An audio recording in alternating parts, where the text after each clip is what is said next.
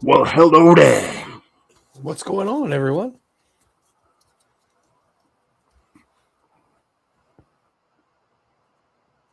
Are we doing okay, John? Or are we okay that the Patriots, kind of laid an egg? Are we all right? Oh, he fucking sucked. Hey, you know what? I bet you got a good tan though. I remember you were prepping with the tan. I bet the tan was nice. Oh, I got a good amount of color. It ain't bad. Nice. Yeah, Drake, no. Drake May was like the little girl in the Wasabi video. Help! Yeah, he had no help. He ran for his life. Yeah, no. We definitely found our issues during that game. And it's a big issue. It's just youth. That's all it is. Yeah. Will Campbell, he'll get better. He's got good technique. He just needs to get bigger. Doesn't need to get bigger. He just needs to understand that level of football. I mean, he also dealt with top 5 defenses the entire playoffs too, so he's been thrown around quite a bit. Yeah. He was also hurt. Yeah. Although everyone's hurt that time. Yeah. I can't agree with Mr. Fourth Row. The Broncos would not have beaten Seattle. Maybe with Bo, maybe, but probably not. Definitely not with Stidham. No. What's up, Brian? How you doing? What's up, Brian? Brian with the obligatory Koyama for R&P champion. We had that already.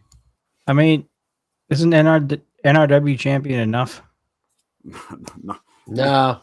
He needs to have the big one. And he could very well have the big one because he's got that title shot somewhere down the line. Look at this name. Look at this Twitch name. TC Death and Taxes.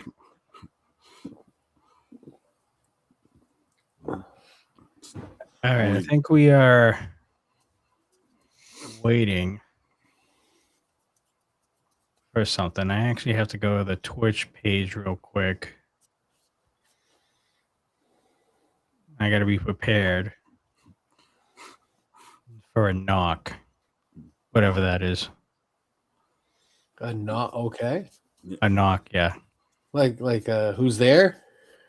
I guess. I don't know. Not like the Mr. Rogers knock, And anyways, ladies and gentlemen, welcome back. Hope you all had a fantastic Valentine's Day. As Lucas. Yeah. I had. It was good. Yeah.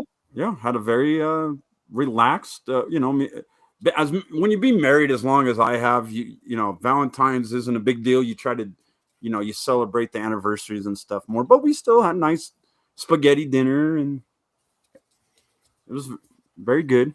Was this your first Valentine's as a married man here, Death Drop?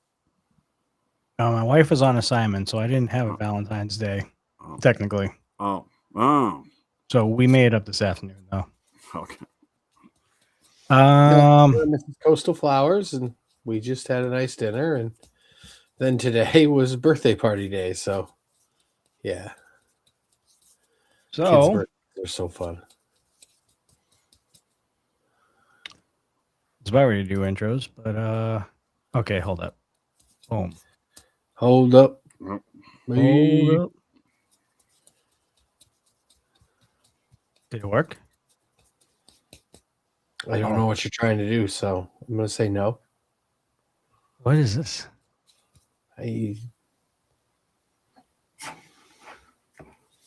I'm not seeing anything different. I can't do this because it's going to use the microphone. That's weird. We got a shared chat going on. Yeah, I know. Is it working? Let's see. I will tell you here in a second.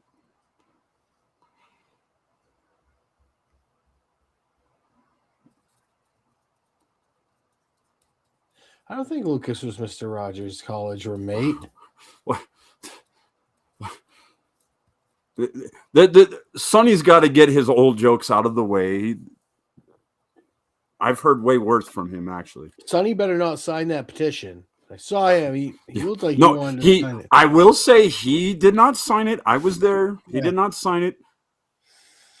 Someone else did sign it, though, and we'll talk about that in a little bit.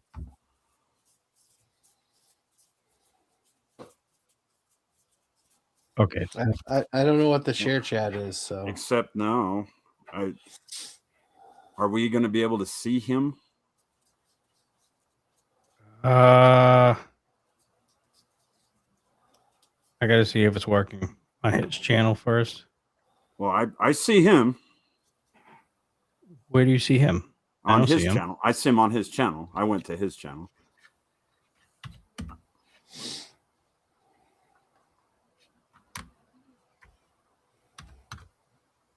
Yeah. They see. There we go. Hey, what's up? Oh my God, that blew out the audio. Jesus Christ. My Jesus. Can I adjust the volume here? Just Lucas. You guys are fine. Yes. Yes, please. do you need to turn Lucas down to 0? Yeah. If you could do that, then I would greatly appreciate it. What's happening, gentlemen? What's up? No, just Not dandy. much. Good. Yeah, I'm glad this worked out. I was coming home. I wanted to stream and figured I'd jump on with you gentlemen tonight. You and one other person tonight. Yeah, I hear. That's great. We're going to debut a never before seen match. Oh, really? Which match is this? Yeah, which match is this? Because I don't have any info on it. Yeah, what's going on here, Lucas? Oh, well, Yeah. maybe I'm breaking news that I'm not supposed to. Yeah, because none of this news was run by me. So let's hear this news, Lucas. Yes. I'm glad I showed up tonight, guys. I was told by I thought was a reliable source that we were going to show a match that had never been aired before, but maybe not. Okay, and I have not received the link, nor have I seen. Okay. Well, he told me he was going to. Who's he? Who's he? Our very special guest that we're going to have later on. Wait a minute. He makes these decisions now? I don't know. Apparently, that's what he told me. You went into business for yourself like a month ago. I did not go into business for myself. Wow. Yes. What are you doing? I was told information. Okay, what match is this, Lucas? I was told it was a match between him and another. Yeah, that's not going to happen because I've already made it clear that's not going to happen. So, whoops. We should probably check these things before just saying, hey, I feel like throwing stuff out there that we did because we were never going to have it be thrown out there.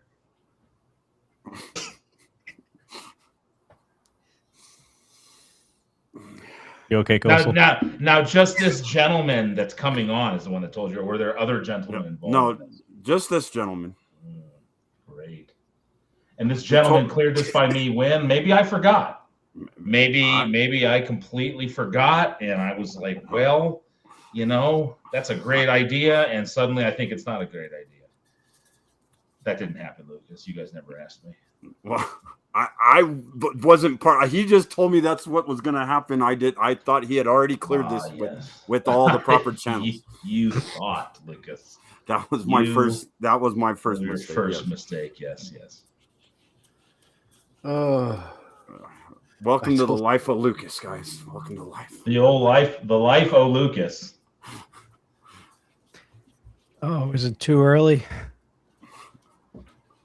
Now these the shared chat is working, correct? Well, yes, I think.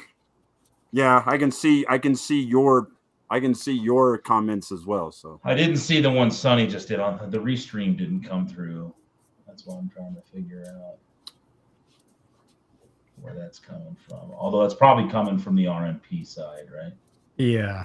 So that's why I didn't see it. But it should still pop over from the Twitch chat. I've never tried this before, so this is brand new to me. It's all good because I still got it up on the other browser, so I'll be able to see it. I just want you guys keep it coming for Lucas here, and our special guest will get his too when he shows up. Oh yes. And I go, oh great. I'm all on it already. Yaden, there we go. Hashtag Slade over Lucas. There we go. There we go. Well, we might have some referee openings here pretty soon too. Lucas All just right. completely buried that guy. That was pretty rude, Lucas. You didn't take any responsibility for it. So am I not supposed to trust the guy when he tells me something? No, you should ask the owner of the place if Trust that's but something that he verify. wants to put out there. Yeah, like why wouldn't you? Lucas, you have a hard time with verification. I do. Lucas, it's getting hard, Lucas. I'm telling you, it's really getting hard to defend you here.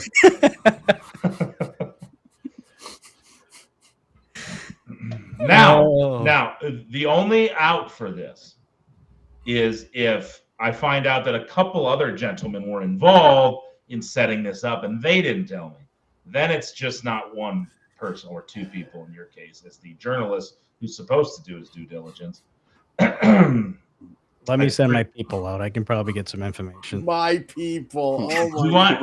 Do I need to check with the Colorado Media School and see what the hell they're teaching their journalists over there? Which, by the way, do you have your credentials, sir? Are they on you? Yeah, just that little badge there. Yeah, just a little badge. Yeah. Well, you said 2 weeks ago that you were well, going to have. they're still in storage. I haven't gone to the Bradwell compound to get them out yet. So. You had 2 weeks to go get your evidence. I've been very busy. What's going on? I Love Pro Wrestling. How you doing? He was at the Super Bowl with the famous Bradwell family at the Bradwell compound. Yeah. Oh, wait a second. What do we got? I did get sent a link really quickly at 9:14. So what time is it now? 9:18. Okay. So from who? From our special guest. Tell our special guest, hey, we just found out that the guy that runs the place had no clue this was happening. Wait a minute. So let me get this straight. It's a no. So he didn't even tell you, Death Drop, that's what the plan was? Because he made it sound like he had already had this all planned out. When we were scheduling, okay, it was mentioned that there was going to be a special event occurring possibly during this show or a future show. And so I'm like, okay, well, nobody told me this. So if I can get any information, that'd be great.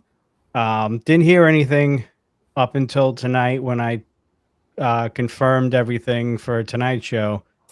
And then I just got, about 5 minutes ago, the link to what's supposed to be happening. Mm-hmm. Yeah, well. Oh. The birdies are speaking. Give me 2 seconds. Oh, thank you. Thank you. The birds. Maybe I messed up. So it's not his fault. Okay. One of your own was supposed to verify with you, and he thought that he got the okay. They sure didn't. Mm-hmm. So that was okay. So hold on, though. Miscommunication. So wouldn't the journalist, the guy that is supposed to do all of the verifying, checking sources, make sure he checked all that? Here's the thing. I could understand if he didn't have an inside track. You know what I mean? And he wasn't somebody that didn't do strength and conditioning with the owner of the company twice a week and talk to him all the time. So where he might have thought at any point, you know what, that match, that's a little odd. It's not just a normal match that we just throw out there. That I should probably check on this because I know Matt Yaden pretty well. I've been around him a long time, and I just got a feeling that this might not. Get rid of this graphic real quick. It might looks not like be. Lucas is certified here for a second. There we go. Might not be the best idea, but I'm going to check because I'm a journalist. I do my due diligence, and we'll see how that worked out. Yeah. So, did I get it right, Lucas? Oh, did we get rid of the Colorado Media School thing? Well, yeah, because it was right above his box, and it almost looked like he was a certified journalist for a second. Yeah, so. we can't be having that now. We don't want to lie to the people. No, we can't do that. No. You should work in political journalism there, Lucas. You'd fit right in. Oh, Jesus. Wow. I've had people say some pretty low things, but man. Okay. I deserve it. I deserve it. I mean, at least that's the most accurate thing that you've reported on, Lucas. I deserve it. I'll I'm taking responsibility. You're right. I should have It's all good. known better. We'll see. I should have known better. Shots fired. All right. We will not belabor the point anymore. But Lucas, hey, check with me, please. Just same thing with our friend. Just check with me. I figured that it had already been done. That's what I get. That's what I get for thinking. You know what? I know what they're talking about, and it was a lot of fun, and there might be a good time to set that up. But that's something I would want to be able to push and promote for a little bit and make it a truly fun, special thing, not just getting the link at 9:40. But we'll talk about it when he gets here. We'll figure out a time to do that. It was a lot of fun. I'm proud of those guys for what they did. I wanted to get out there at the right time. If you even introduced everybody yet, did I screw this whole thing up, Johnny? Yeah, kind of. So semi. What's what I do? Well, I mean, Lucas half screwed it up, and then you just took over the other half. We make quite the team. All right, I give the show back to its rightful owner. Okay.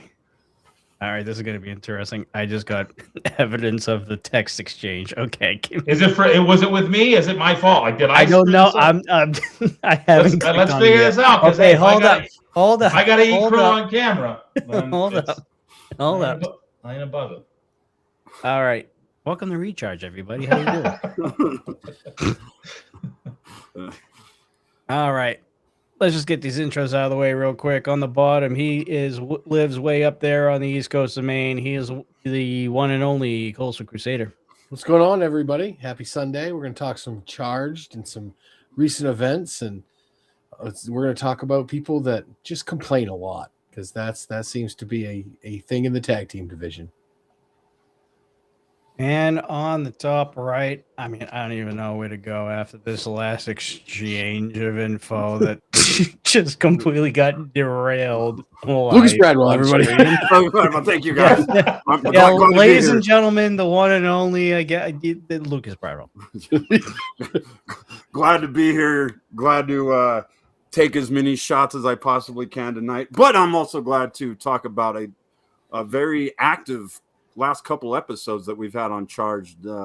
So this will be great to break down. And we got a great guy to kind of bounce off of tonight, the founder and owner of Rocky Mountain Pro. And on the bottom, I mean, Lucas kind of took the intro out of my mouth, so I guess I'm just going to say hello, Mr. Mercury. Hello, everybody. How's it going? We're going to talk about Charge. Are we doing Rewind tonight? Did I miss that? I don't know anymore. Well, we're going to talk about Charge. We're going to talk about Lucas. And I do have the Rewind set up for the next episode, but I mean, I don't know what the hell's going on with these exclusive matches apparently that are getting handed out. So, by the way, I also have received. Oh, you did? The proof. And I Is it the same one that I got? Yeah, and I am nowhere to be found. So I was not clued in at all. So I have a couple guys that have some splaining to do. It's all good. It's just we got to be clued in. But hello, everybody. Happy to be here. It was kind of a last-second thing. I will try to do this more often. The dudes have been holding the fort down, doing a great job for several years now. And I'm happy to be here with them. Appreciate you guys, even Lucas. So I'm looking forward to hanging out tonight. That's a strong statement right there. Yeah. All right. Let's get into 484 real quick now that we're very much well behind schedule at the moment. Actually, you know what? I will actually send a link to our guest as well. He can come in now if he wants to, if he's available. But we'll start with the opening match on episode 484. We had Nikki Hyde going up against your Rocky Mountain Pro champion, Kevin Koa. Kevin Koa's out here making statements. This was another one. He just ragdolled Nikki Hyde all over that ring. Basically, Koa is just destroying things put in front of him to try and show everybody that he is the champ. And he even says it. He's the champ. There's nothing we can do about it, Lucas, whether we like it or not. Yeah. He has been on a mission to kind of prove himself. I don't know if he's necessarily proven it to anyone. I think he's tired of these, not our champ chants and kind of some other chatter that's been around. I think now he's proven without a shadow of a doubt that he is a legitimate champion, that he is a very worthy champion. And Nicky Hyde is not, he's new to Rocky Mountain Pro, but he's not, just some newcomer to wrestling. This guy has some skills. He has, a bright future ahead of him. But Kevin Koa was in a completely different league and showed that in this matchup.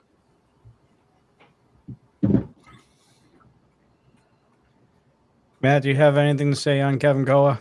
I've been pretty impressed with the title reign thus far. I think he's a champion that kind of came out of nowhere. People didn't expect him to be the guy, especially who he unseated. I think there was a time here we didn't think that was leaving Damon Ace's waist for a long time. And he's, when he wanted, obviously, everything that was going on with the Tortured Souls at the time, there was some questions about the legitimacy of this reign, the legitimacy of this champion, but he has silenced any of those doubts. And Lucas mentioned it. Nicky Hyde isn't new to the game. He's new to Rocky Mountain Pro, but he's not new to the game. And that was a pretty impressive showing over a guy who's been around for a little while. So we are now starting to look at Kevin Koa like we looked at Damon Ace, who's going to be able to dethrone this guy, because he doesn't need anybody, obviously, as we've seen. Like he's proven he can do it on his own. He's dangerous. We know where he comes from. He's trained very well, and he's stepped up in a big way. So this was just another example of his dominance shown on Charge. I don't even know what to say to you, Alex. I like your shirt. It's a good shirt, man. Thank you. It's a classic. I was so excited to get the classic one.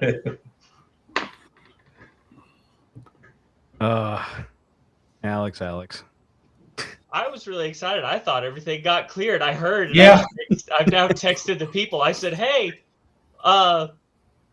you told me that we were good to go. What happened? So the moment I heard that, I screenshotted it immediately and sent you guys. It was like, okay, I'm not going down with a ship that I'm not even supposed to be on. I'm getting on that lifeboat. All right. Yes, 100%. I'm not going to. I am sending a text as we go to, just kind of saying, hey, I would appreciate it if I was told these things. All right. Well, let's continue on. I'm excited. Yeah, welcome, Alex. Ladies and gentlemen, welcome to head referee, Ref Alex. I'm glad to be here. Long time caller, first time listener. Welcome. All right. Let's go with Caden Koyama going up against Anaya. How are we feeling about that one? This is ultra classic. Just two guys that know each other real well, back and forth. Anaya had some really just a more aggressive spots than we've seen. Like got him in the corner and then back-to-back cannonballs. That was crazy. Koyama just keeps finding ways to win. I mean, he's one of these guys right now that you look at when he's wrestling you, and it's like, if I make one mistake, which is all Anaya did, he made one mistake, held him a little too long going for that Annihilator, and Koyama pedigreed him, and that's it. I mean, just the run Koyama's been on, minus one blip of losing the Charge title, is incredible in the last calendar year. Yeah, I would say that maybe losing the Charge championship could turn out to be a blessing in disguise for him, because now he's on a path to possibly become the Rocky Mountain Pro champion somewhere down the line. And winning a match like this against one of the most decorated stars that we've had in the history of this company, against a guy like Anaya, that's big time. And to do it on Charge in convincing fashion, that's what makes a legendary run. And I think Koyama's on another legendary run to possibly gain the one title that's eluded him, and that would be the Rocky Mountain Pro Championship. So I think he's on his way. You're right about Anaya. I've seen a more aggressive side to Anaya, and that's saying a lot, because we've seen Anaya be a very aggressive individual, and this is him kind of ramping it up. I think you're going to continue to see that. He's got some frustration that he wants to take out on the entire roster. Yane or Alex, you have anything to add?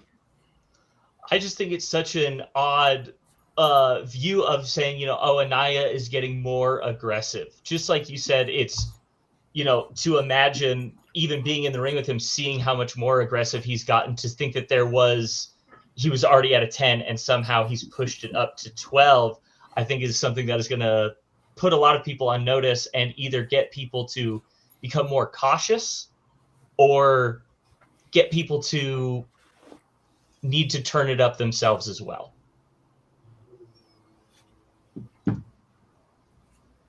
Yeah, and you've had a long history with Anaya. Yeah. I'm assuming Sure this have. isn't going to be the end for Anaya. No, it's look, both these guys have been around a long time. Anaya was one of the first students at the then Mercury Bros Academy in 2014. So he's been at this for 12 years now. Trained here, went off, did a lot on his own. Obviously, he was under the tutelage of Hoodlum for a long time. And Hoodlum's going to teach you every single dirty trick that exists within professional wrestling. So to see these two go at it was fun to watch. These are, when you think Rocky Mountain Pro, these are two of the guys that are first to mind. Alex mentioned something about the people going, oh, he's getting aggressive. No, he's been aggressive. He's one of the best that's ever done it here. He's one of the best that has ever done it anywhere he goes, and he's a lot to handle. And to get a victory again over somebody who's as accomplished as Caden Koyama is scary for people because Anaya now is getting locked in, and it's a scary place for everyone else when Anaya is on a roll and he's locked in, because he could beat you in so many different ways. Trick so dirty, even Alex can't catch them all. You see, the problem with that is I only have two eyes. I can only focus on one problem.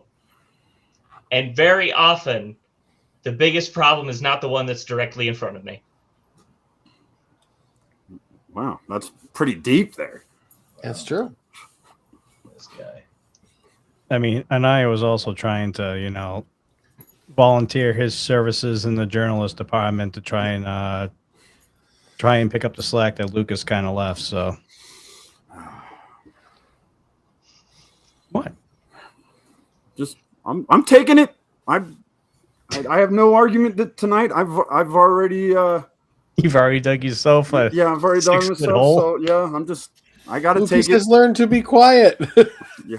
Just because you hit rock bottom, Lucas, Yeah. doesn't mean bring a pickaxe. See how far you can go. Right.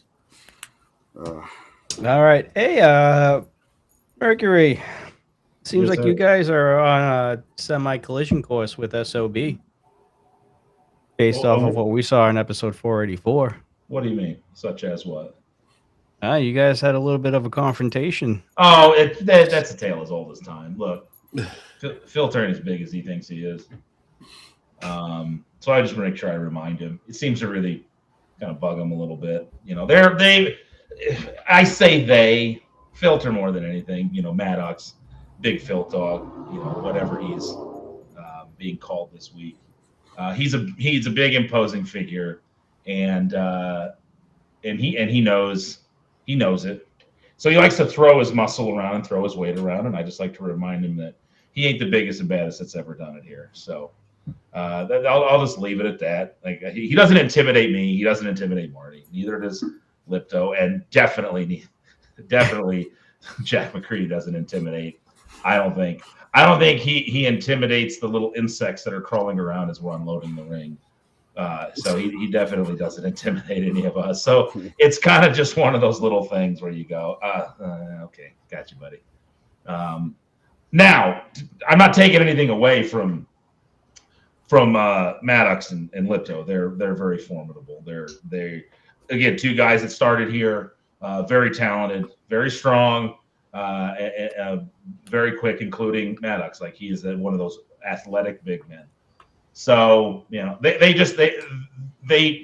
they kind of thrive on their intimidation tactics, and it doesn't work on Marty and I. So that's what you're seeing there. There's nothing that we've seen that has us on an official collision course or anything. We just kind of keep running into each other as we're milling around there during events, and they always have something to say. So we always have something to say back.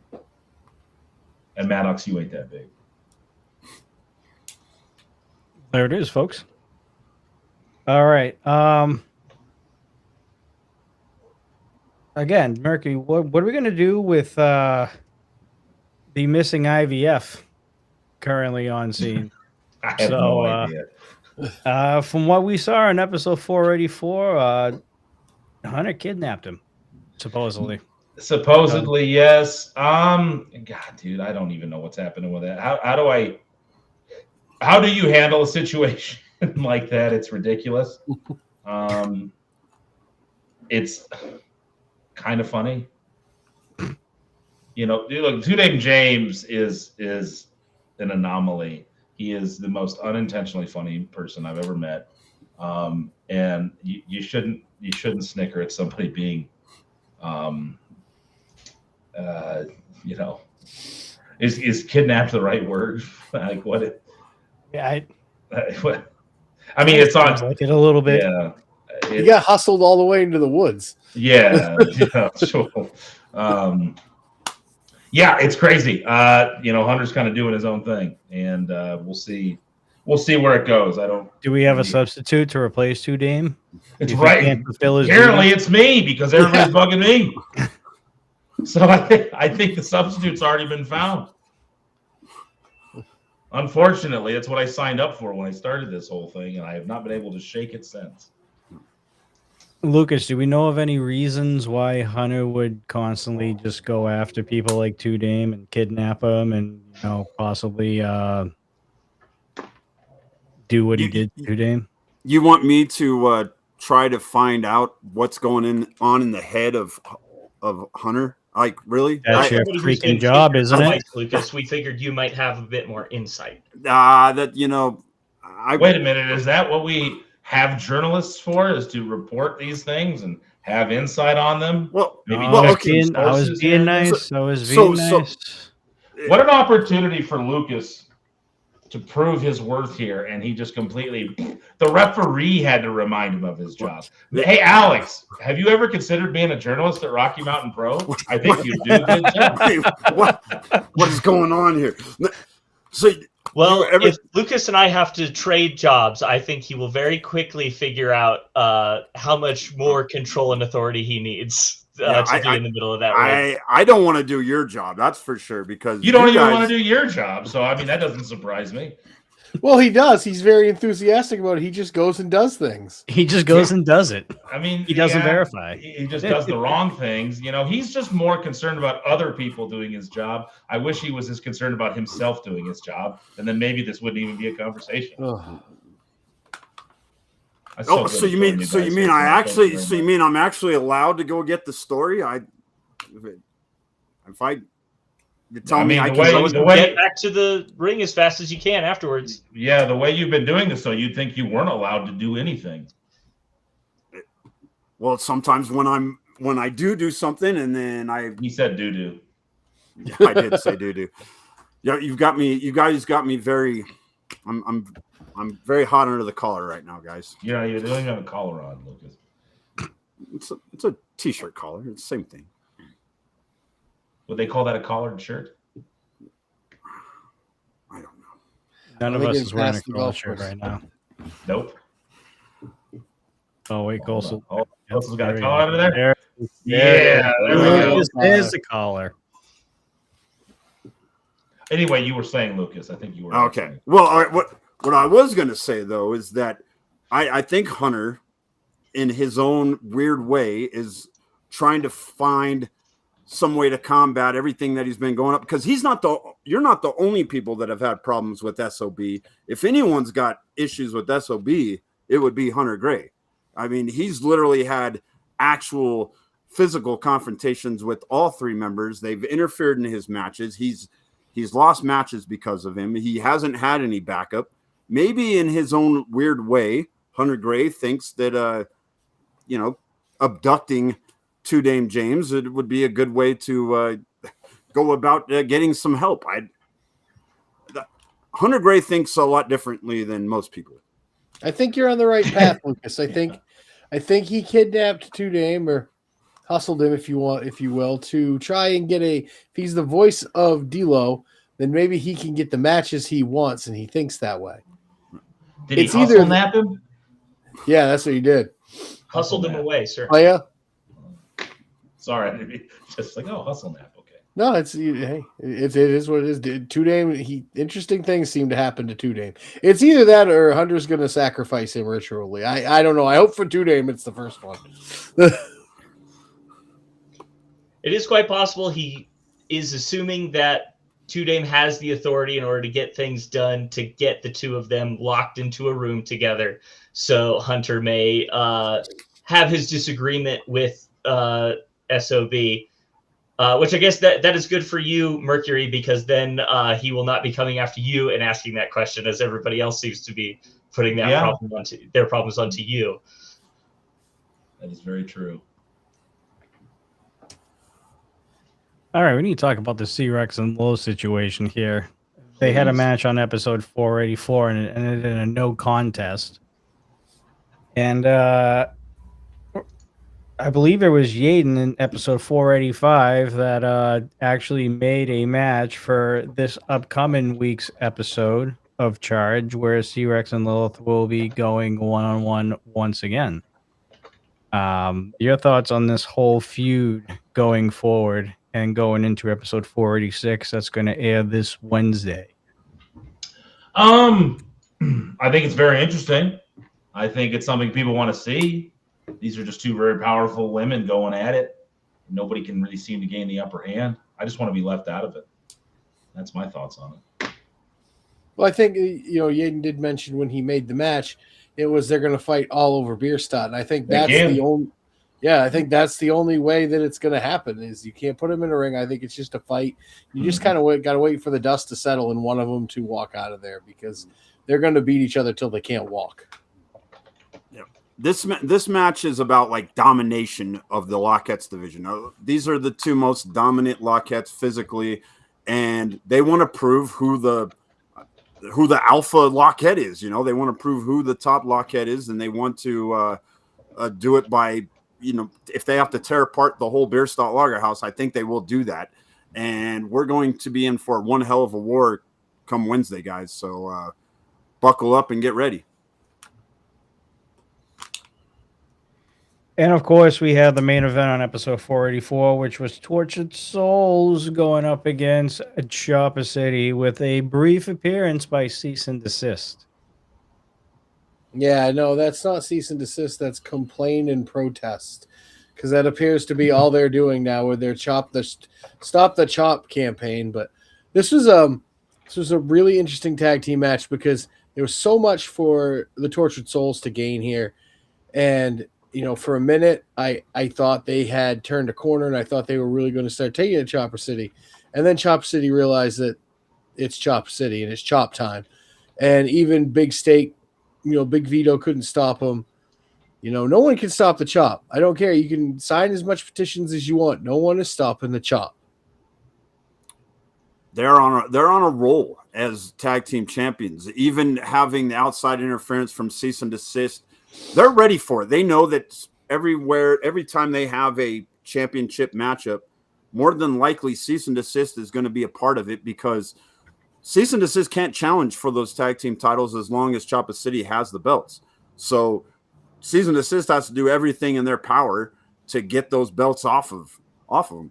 If they've got to interfere in matches, if they have to bring the stupid petition to find a way, they're going to try to find a way, whatever it takes. But Chopper City, they have a plan for this. They realize that's going to be every time they have a title opportunity, that they have to watch what Cease and Desist is doing too. So they have a game plan for that.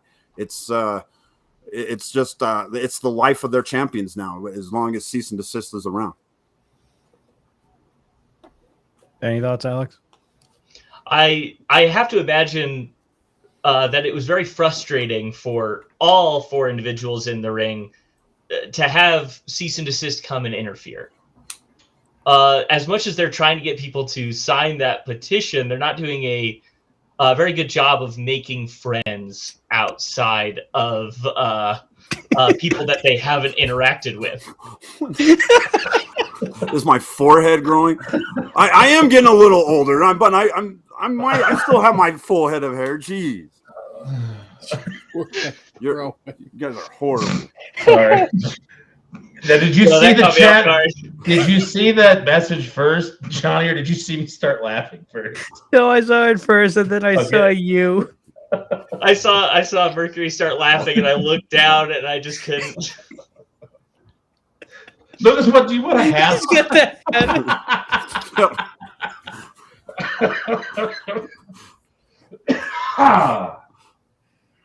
Say what you listen. I'm gonna be serious for a minute here.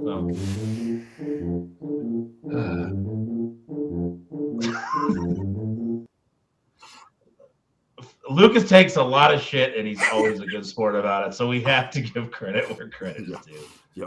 Unlike some other people that can't take a joke and decide they need to message me and call me classless, but we'll that talk one about made my that head, some my other head time. hurt. Oh shit! That one made my head hurt.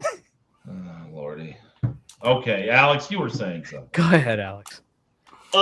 She probably can't remember. It's okay. Because I believe the tortured souls do, believe that they had a good shot and they were put out a very good showing during the match. But to have that interference, even if no matter what cease and desist intentions were, it had to throw everybody off the game. It's an unexpected element that got thrown into their match.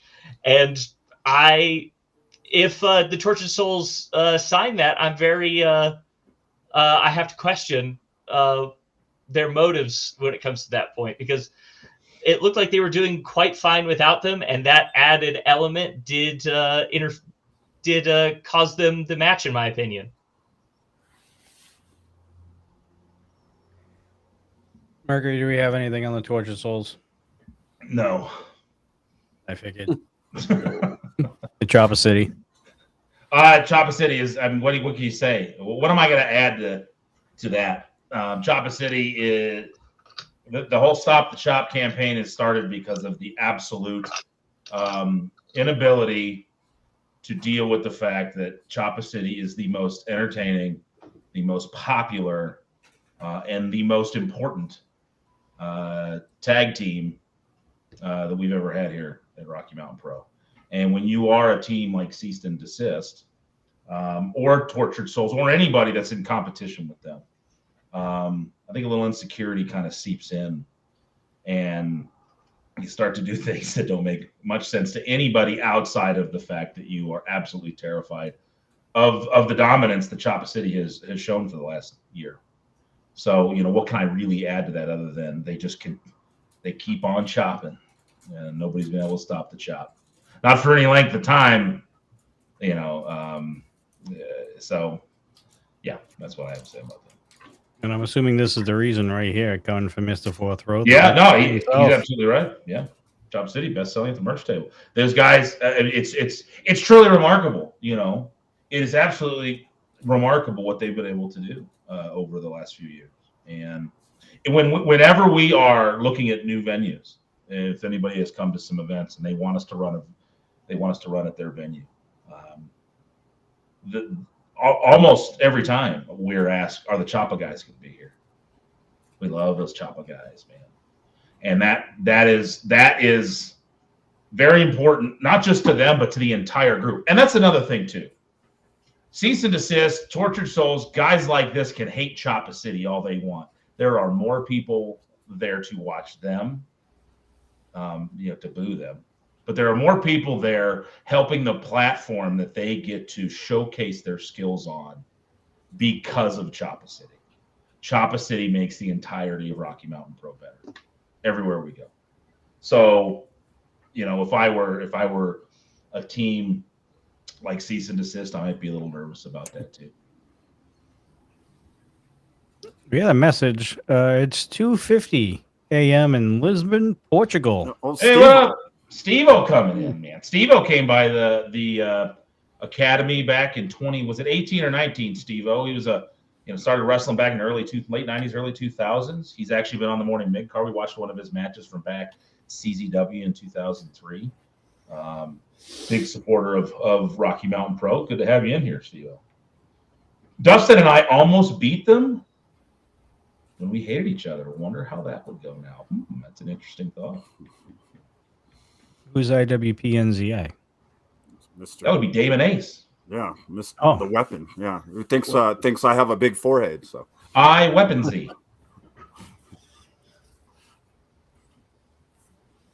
Oh, okay, I see it. All right. It took me a minute too. Yeah. First time I was like, wait, what? All right, we got Chad LFGs in the chat. There you go. Chiming in. All right, episode 485, real quick. Laura Mitchell Taylor went up to you beginning of this episode. Wait. Where did Lucas go? Hey, the show just got way better. All right, guys, let's have All right. Just for men's. Yeah. So Lord Mitchell Taylor showed up, was actually asking for a match. And speaking of this new name, which we now know is Damon Ace in here, IWP, you kind of gave a glance to him and was like, hey, what do you think? Yeah, I did. And Ace just nodded. Just tune in next week. There you go. We're going to see the end of a monarchy publicly. Type 6 Warriors, who I didn't touch on episode 484 because it carried over to 485. It looks like there are talks with Type 6 Warriors and the Reckless possibly being a cohesive unit. Any thoughts on that? I never imagined that Type 1 would be the biggest guy in a group. In terms of size? Yeah. Yeah. You know what? That's funny. I never thought about that. That is true. He's their like he's their muscle. He's their heavy. He's the heaviest guy on the team. Wow. I'm gonna look at him completely different now. Great insight. No. What did you do? Now he's back. Oh, there he's back. It says you put me backstage. I didn't It's put what you anywhere. That's what it said. All right, you know what? Lucas backstage. All right. Now, here we go. Better. All right. Type 6 Warriors going up against Mercury Yaden and Marty Casals. Yes. So what are your thoughts, Coastal? Well, my thoughts is We already know what Mercury thinks. What do you think? Yeah, I mean, it's a big win. It helps them in the tag team division get up there with Pretty City Express. And, we'll see another tag team match later on that elevates another, I think right now you have a three-way log jam for who really should go up against Chopper City next. It's your world's most funnest tag team, Pretty City Express, and Staying on Business. And I think that's what needs to be hashed out here. But Type 6 Warriors are going to need to combine, going to need that Reckless help, because there's one thing that they can't manifest. It's getting bigger. And that was the big downfall tonight, was they got biggered. Lucas?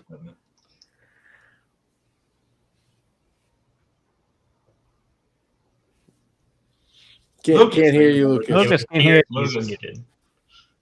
Lucas, unmute Lucas, you're muted. Unmute yourself.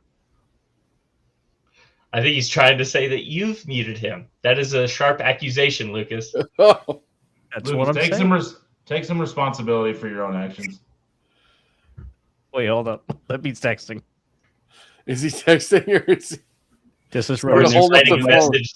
Is he going to hold up, help me on a... Right, but if he holds it up, it's going to be backwards. Also, this is bringing back flashbacks of Triple I back in like 2021. Yeah. You figured it out? He's got his hands up. Lucas, come on, man. You're holding the show up. Johnny, quick question while we're waiting for Lucas to figure his life out. Yeah. The overlay, did you change it to where it shows the recharge in the background and then you could change it to where it just shows the camera shots? Am I crazy? Has it always looked like this the whole time? It's always looked like this the whole time. I swear, yeah, I'm with you, Aiden. It was all of us. just a minute ago, it was everybody with no recharge background. Lucas. Well, why is my Talk. mug Lucas, that's blurry. Talk. Okay, so it's not just me, Coastal. Then. So the host. Hey, we can hear you now. You're such an. I'm gonna watch my mouth. Death drop. You muted my mic. I didn't do anything. Yes, you did. You just showed me the no audio connection thing on the top. No, there. it says the host. It says the host muted your mic. I don't. It shows me everything that you're doing. No. Yes. Yeah, but why'd you show us a blurry screen? We couldn't see any of that, so that fell flat. I don't know. My face was on Lucas's phone. That's got me a little worried. Yeah, I know. Is he your background on your phone, Lucas? I literally just took a picture. Shouldn't that be your wife or something? The host muted your mic. Kind of weird, dude. Go ahead. What are we talking about? I don't even know what we're talking about now. What are we talking about? You have ears, right? You can hear us still. Yeah, but those ears don't listen very much. He's just waiting to hear what he gets to say next. Then he mutes himself. Hey, Marty and I were victorious over Type 6. What do you think about that? Wait, let me give you the hints down here. There we go. Well, that might I will say reference. I thought that was a very entertaining match. I thought Type 6 put on gave you guys a great challenge. It seemed like at first their speed was a little bit of a challenge, but you guys figured out a way to combat it pretty easily after kind of taking an initial flurry from them. And you guys kind of controlled the pace of the matchup from like the first few minutes. And I thought for the remainder of the match, it was kind of at your guys' pace, what you guys were comfortable with. And Type 6, they didn't really have an answer after that. I think after that initial kind of charge, they weren't quite ready for all the experience that you guys have. And that'll be something that they have to figure it out. Damon changed his name, by the way, just for all you guys to see. Cool. I guess cease and desist back out there again. Did that affect the performance in the ring at all, Mercury? I can tell you this. We were talking about the stop the chop stuff earlier. There was a point in that match, we had our spray bottles out, as we're known to have, bubble guns, spray bottles. Give a little spritz to the crowd. It gets hot in there, so we're just trying to help them out. And usually, Alex, you've been in there before with us. I can tell you this. So spraying the referee always seemed like a good idea until Alice Lane was in there. That was not a good idea. Don't spray Alice Lane. She wasn't having it. But I digress. So Dylan got to take the spray bottles away from us. And we started spraying Dylan in the face to a chorus of loud boos everywhere. Like we were spraying the ref and we hear boos everywhere. And I looked at Marty and I went, wow, they really didn't like that. No, it was just those idiots at cease and desist doing stop the chop. It just happened to time up right as we started spraying the ref. So they are very, very hated. But what was the original question? I just lost my train of thought. Just wondering if the two of them being out there had affected the performance of your team or Type 6. I mean, it's a distraction. It's definitely a distraction. They don't care, but that's where I was going with that. Like, just a big distraction. On our end, we got a victory, so it didn't affect us as much as maybe it affected them. Now we pretty much ignored them the whole time, but a little spritz, yeah, just a little, Sonny, just a little spritz. But it's definitely it's rude, to say the least, to be out there while other tag teams or any matches in general are going on, and you've got this petition to do something that's impossible to do. So it can be a distraction, yes.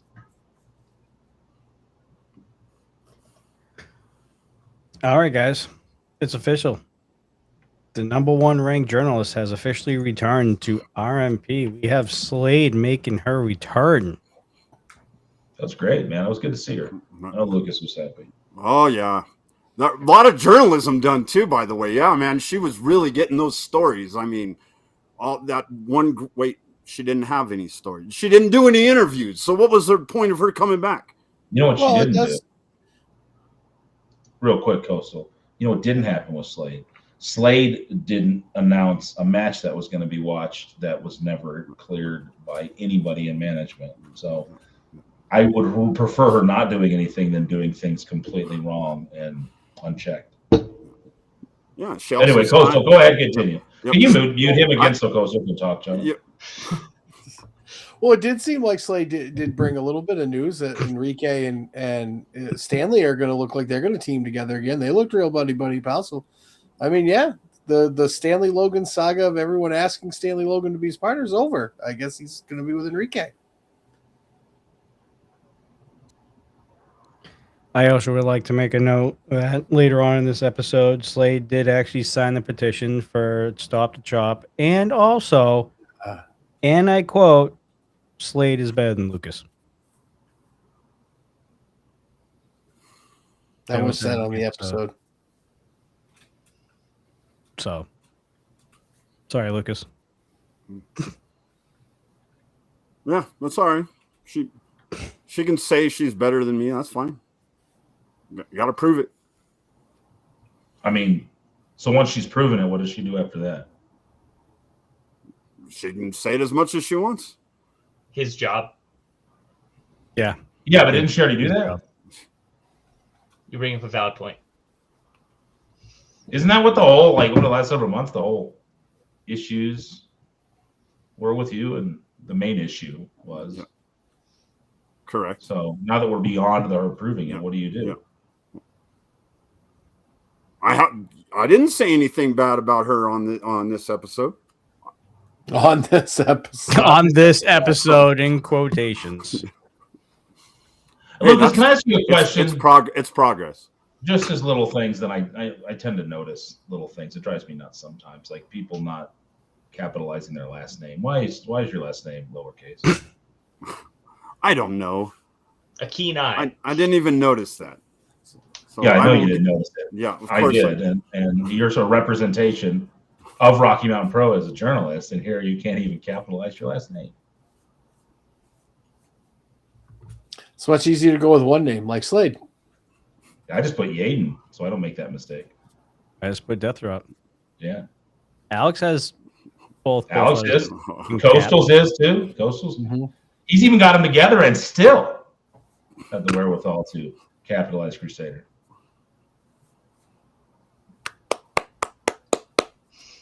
Here we go. Well, thank you.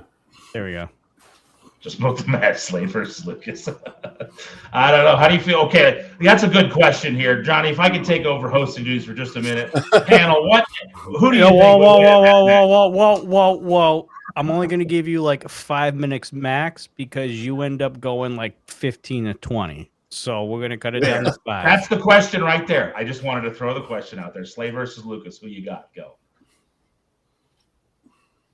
1's in the chat for Lucas, 2's in the chat for Slade. All right. That's all I got. Bearing in mind that it does seem that and Alex will ref this match, by the way. I probably will. Well, you said 2 for Slade, 1 for Alex? I'm sorry, one for Lucas, 2 for Slade. Oh, yeah, that's an easy one. Because she would have Enrique in her corner. I don't know if Lucas, if you have anybody that might come and join you. I would have plenty of backup, sure. Because I think there are plenty of people that do not like Enrique that would be out there. And I would say that, I would say that. Wait. Hold up. I think we have a defector here. We have a defector, Lucas. Uh-oh. Listen. I know my man Lucas wouldn't be hitting the girl. He wouldn't be hitting the lady. He wouldn't be hitting the lady. He wouldn't. What? You wouldn't hit a lady? Well, I wouldn't hit a lady, but I still wouldn't lose to her. I don't know how you're going to win if you don't hit her, and you wouldn't hit a lady. So I'd figure out something. Whoa! We get another one. Ugh. Yeah, I'm feeling a lot of love here tonight, guys. It was just Valentine's yesterday, and I'm feeling all kinds of love Okay, here. so to be fair, we had Chad on your side. All right. Well, Chad at least. Damon's on your side. There you go. All There you right. go. That ain't bad. That's I think that's surprising, it, though. actually. I think that's it. Yeah, nope, that's I just know Lucas wouldn't hit a lady, so it'd be very hard for Lucas to win. And Enrique and Stanley Logan be out there. See, this is how you objectively break something. The Coastal's looking at it from a pure objective standpoint. Mm-hmm. Luke or Coastal, would you consider being a journalist at Rocky Mountain Pro? Absolutely. All right. You know what? What? You want to take my job? You let me know where to go and get my official, Rocky Mountain Pro stuff, and as long as it's okay with you, I'll do it. I got it right here, right there. Hey, It's right there. There it is. Just slide that over. Can you slide that over top of Coastal instead? Because he probably learned as much not going to Colorado Media School as Lucas apparently did going to Colorado Media School. So, yikes! And that's not a shot at Colorado Media School, by the way. I just don't think Lucas paid any attention. Wow. Thank you for. Oh wait, we got a late vote. Lucas, one of these days, Lucas. Lucas is gonna go. I'm out. Screw you guys. Oh, Remy. I got the beauty. I got the Beauty and the Beast. That's fair. I'll take it. All right. Josie Wildheart going up against Nikki Chase, coming back from her suspension. What did you guys think about that Lockettes match? I thought it was a big win for Josie Wildheart. I know she's the number one contender right now, but this was a big win because we haven't really seen a singles win, and we haven't seen a win in a little bit. Like she's had matches that have been interrupted by Lola and other matches that have just, gone to heck. And this was a good win. It keeps her on that good roll. And when Pumpkin gets back from her world tour, we're going to see some Wildheart trash can action.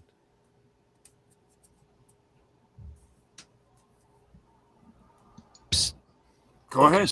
What, you want me to go? I was gonna let our other guests go first, since I got delegated to the bottom.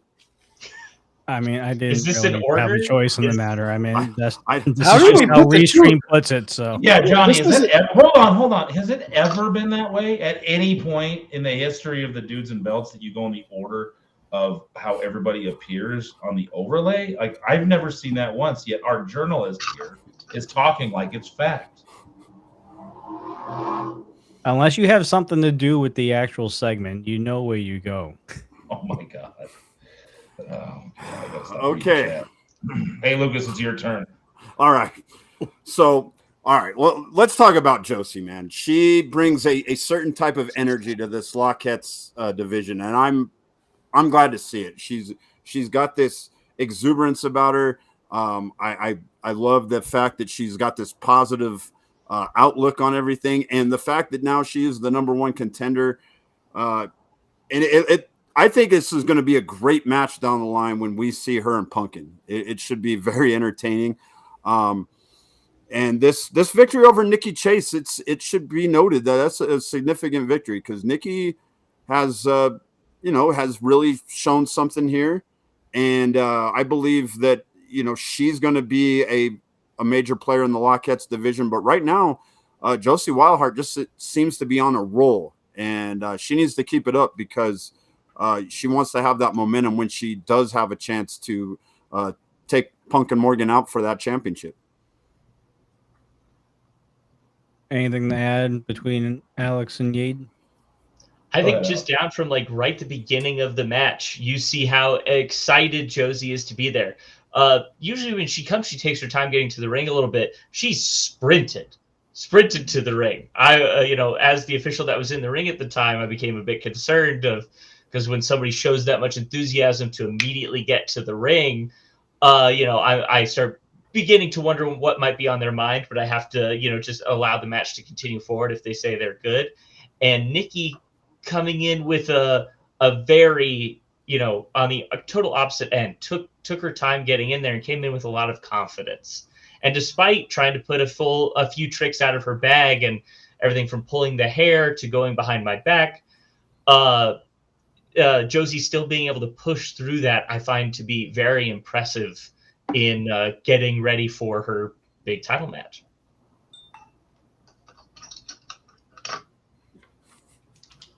Mercury, I'm assuming nothing. Oh no, I definitely have something. I think Josie Wildheart is a welcome surprise here at Rocky Mountain Pro. What she did at the NRW Classic was pretty unprecedented to come in and do what she did, coming in from the outside, trained in Hawaii, had been out for a little bit as she was moving and kind of getting things in order. To come in and score such an upset victory in that tournament with the competition she was up against is amazing. And this win shows that wasn't a fluke, because Nikki Chase is very dangerous. She's been doing this for a long time, and she knows her way around a wrestling ring. And the fact that Josie was able to get a victory over her, that just shows that this wasn't a fluke. Like, she is something that that we need to pay attention to. Someone that Pumpkin needs to look at as a real threat to her Lockettes championship, and everybody needs to look at as a threat. She might be the new girl on the block, but she's shown what she's capable of, and this was just a solidifying victory for her on how competitive she's going to be in an already very competitive division at Rocky Mountain Pro. We got a question here from our one and only on the panel tonight. I have a serious question. Has there ever been serious consideration to start doing multi-ref matches, one on the ring, the rest on the outside, to prevent any possible interference from certain people? Cough, cough to law office. Cough. It's been a discussion Dilo and I have had. We've had the discussion with Alex, Eli. We've even talked with Dewey about it. Over the years, it's been something we've talked about. The logistics of it can become pretty difficult, which is why you don't see it all the time. Yes, it would be, you'd have more eyes, which is why when you see matches like Battle Royals, things like that, you'll have multiple refs out there. But to have it for every single singles match and tag match, you got to make sure you have the staffing for that, and you got to make sure that you have enough referees that can share the load of an entire event. And I think that's one of the biggest things. Alex can speak to this better than I can, because he's been a referee for a while now, and I've never been a referee. So I think as far as on our end, when it comes to booking and managing, it's like managing schedules with anything. And you got to kind of know who you have and how many matches that they could do. And because you want your referees to be 100% focused to the best of their ability. And if you overwork them, you might get a different response. You might get a different result than you would expect. So even if you got two guys out there, if they've been going all night because you've had to have them out there all night, then that extra pair of eyes might not be as valuable, because they're going to be more tired. They're going to be more fried. I mean, they're human beings at the end of the day. So, Alex, I don't know if you have anything to add to that. I think it's more a logistics thing than anything. I completely agree, especially with the exhaustion part of having, if all of our referees are out there and then one of us, has had the match before, then they have that match, and then they have the match after, even if they are on the outside of the ring. You want your referees to be fresh and ready to make sure they can make the correct calls down the middle every time. And there also comes, especially if we're talking about the law office specifically and cease and desist, if it is a tag match, there's a lot more moving parts there. And actually more eyes on that makes it more of an impediment. Because if, say, someone knocks someone else off the apron, and that individual ends up landing on another referee, it is my duty as head official to get out of the ring and go check on that individual, because safety first, making sure that everything's all right, and something worse might happen behind me while we are checking on that person. So having more people that I need to worry about and I need to be in charge of while out there would probably end up slowing things down a bit more, but I don't think it's completely off the table, especially if we have additional hands for a bigger show. If Ref Alice Lane would ever like to come back when she can, that might be more of a possibility.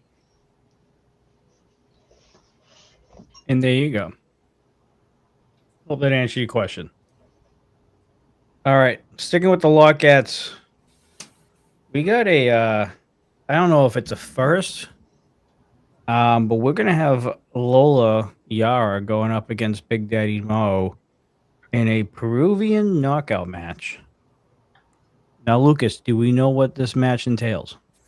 It is basically it's a fist fight. It's in Peru, I guess, in order to settle a score, they meet in a specific area that's designated, and they just have a good old fashioned fist fight and just try to beat the hell out of each other. So my understanding is that when these two meet in the ring, there's not going to be pinfalls. It's going to be just beating the hell out of each other. What I did find interesting and I liked was she said she was going to do it on her own, no cheating, no help. So I'm very interested to see if this is really the case. Alex, there might be a chance that you might be reffing this match or being in charge of this match. What do you think about this match going into it? What is your mindset going into it? There's always a level of concern, especially when it comes to anything that involves requiring to render someone unconscious. So I have encouraged me, Eli, and Dylan all to get our first aid certification and CPR certifications up to date as we try and maintain that. But I personally, from a personal perspective, I don't envision the law office getting involved. I think this is as much as an issue that Lola has a problem with Mo, and Lola has something she would like to prove to herself, not just to Mo and to the RMP faithful. So I think it will be a much more straight down the middle match. I mean, she is a disputed champ for a reason. There's no disputing anything. She's not even number one contender anymore. Still calls herself disputed. I can call myself the King of England. It doesn't make it true. That would actually make sense. It just is weird to me. Like, I understand that trying to keep yourself in the conversation, title conversation, but that is a kind of an insulting thing to call yourself, isn't it? You're like, yeah, it's disputed whether I'm actually this or not. Like, it's just like, okay, so you're disputed. Just the thought of you being champion is a disputed thought. Anyway, sorry. It's the law office in Lola. So what do you expect?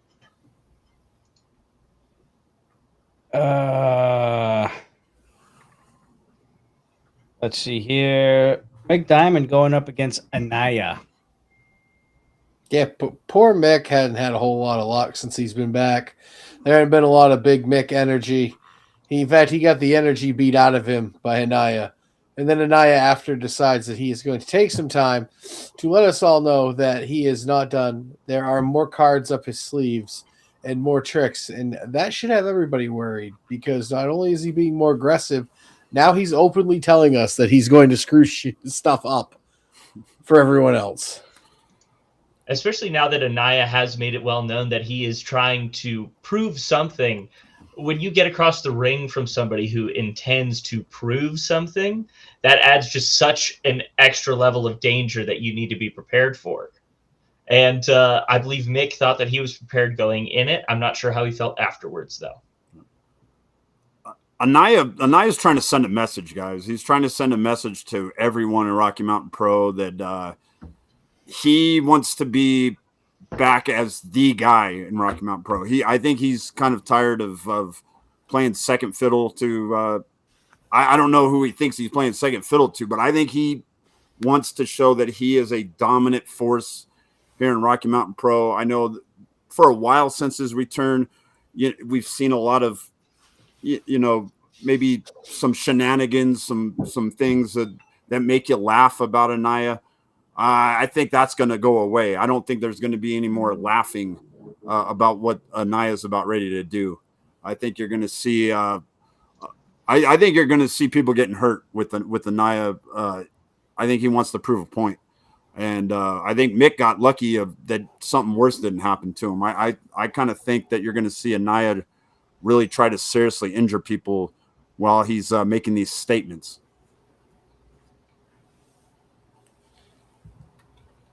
Anything else to add? Take that as a no. All right. Main event Nothing time. that hasn't already been said, right? Main event time. Last topic we'll talk about for the recharge portion here. Your new Stein lineup going up against Pretty City Express. A very entertaining main event. Also, your thoughts, the tag team guy over here. There's a lot of things going on in this. I mean, Pretty City Express has done nothing but say they're just going to dominate everybody that's put in front of them. Then you have your new starting lineup who needs some positive motivation here because, both the single stuff they had going on early in the year didn't work out. They're kind of treading water in the tag team division. If they're definitely not moving up the ladder. So this is a big, big match for them.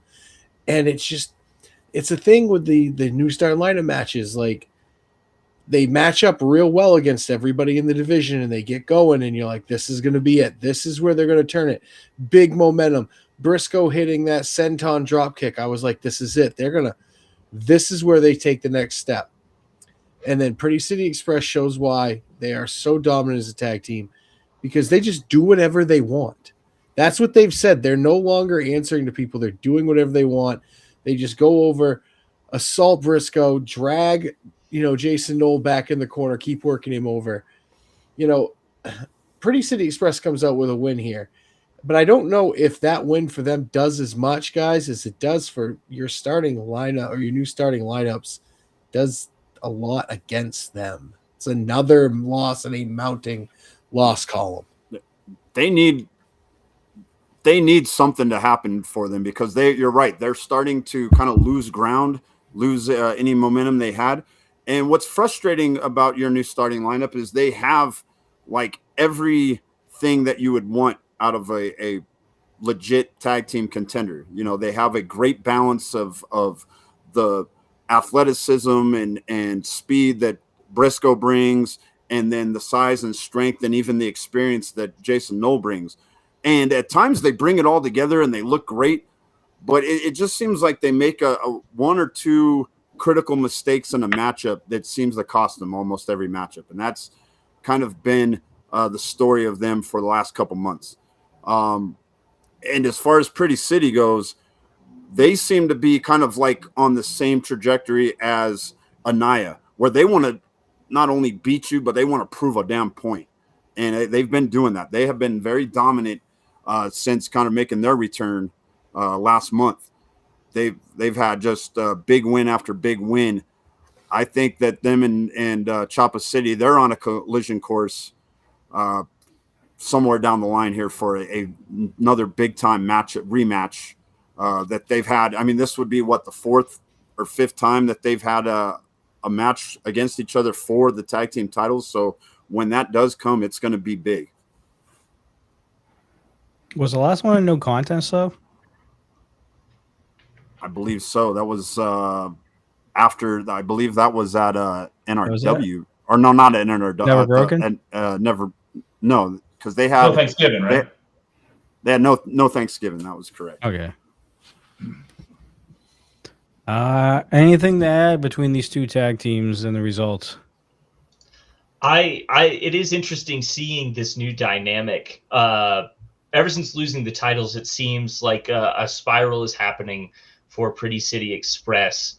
Class is a very educated individual. Has got a doctorate and everything, and it just seems that Reno has really taken his role as just an off the leash monster. That Class is doing his best to direct in the right direction, and it just seems that chemistry. I know we talked about your new starting lineup having that great chemistry, but as we saw, even in like their matches they had not too long ago with the triple threats, they were pulling out moves I've never seen from any of them. They're really trying new things, and they're becoming a more well-rounded tag. And I just don't think your new starting lineup was prepared for it. I think they were prepared for Pretty City from when they had the titles. It seems like their singles experience is definitely added to what they bring to the table once they get back together. Anything else? I know, Yaden, you guys are kind of competing. You and Marty are competing with these guys for that top spot to be able to challenge in the division and all that stuff. What do you think about Pretty City Express and their dominant run so far since they've been back? Well, they're like I'm trying to think the best way to put it. They're every bit as dangerous as a Choppa City, almost more dangerous because of what they're willing to do to win. They're one of the best tag teams in the country, and everywhere they go, they find success. They found it here. You can't stay on top forever, and while they might not have had the same amount of luck that they had, not luck, it's not luck, but the same amount of success, I should say, they might have had early on here. It doesn't mean that it's not going to come back quickly as they find their groove again. And they, I think Alex said it right. Your new starting lineup wasn't prepared for a well-oiled Pretty City machine, and that's what they are. When you look at what Marty and I are trying to do, Marty and I are a newly formed tag team as well. So it's something we got to be aware of. We've been friends for a long time, so we know each other well. But tag team wrestling is a completely different game. And when you get two really good singles guys together and they gel, it's amazing. It's dangerous for everyone involved that's competing against them. But just because you're good in the singles arena doesn't mean you're going to be good in the tag team arena. And sometimes if you're really good in the singles arena and you are used to that and you do it your way, that can maybe even be a detriment to you. What Pretty City Express is able to do is, as singles competitors, they are very dangerous, but they're very similar, I think, in how they do things even as singles guys.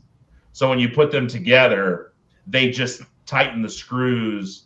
And yeah. I was thinking the same thing. Fair enough. But when you take two singles guys that are as good as they are, but also have the same type of mindset and how they're going to get the job done, and you put them together, it just doubles. It doubles the ability. It doubles the skill set. So your new starting lineup, they're completely different singles guys, and they haven't been working together very long. And it came from them hating each other for a long time, and they found some common ground. So they've been working together, pretty well for what it is. But they're still two singles guys finding their footing. Pretty City Express, they're tag team guys, through and through, and singles guys through and through. That's very dangerous.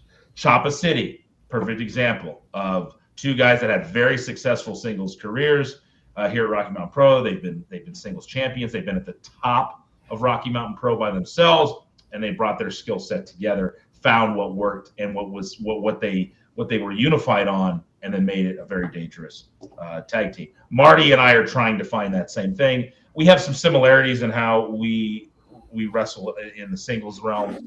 We're trying to bring what we do similarly together in the tag team realm, and I think we're starting to find our groove.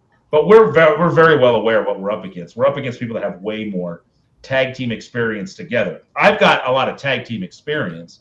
I've had several different tag team partners. Every single one of them is uniquely different than the other one. Mars was way different than Curtis Cole. Curtis Cole is way different than Marty, who is way different than the other two. So that's still something that we're working through. But I think so far it's been successful, and we continue to move forward, knowing what we're up against, because we're not going to, we can't diminish the experience that the other teams have in the division right now. All right. Final thoughts on episode 484 and 485 as we get ready for 486 this upcoming Wednesday. Something that really popped into my head, especially watching the main event, and like in previous episodes as well, at Bierstadt Lager House especially, we've had to move the arena, we've had to move the ring over, we've had to change how things looked because people are just packing in since it's such a popular event to go at. I don't know if you all saw the hard camera during the main event. I just really appreciate how that crowd specifically, and all the crowds we have amongst the Rocky Mountain Pro faithful, because that camera was shaking. Absolutely. Yeah. Just, we could not use it that often because the air was vibrating.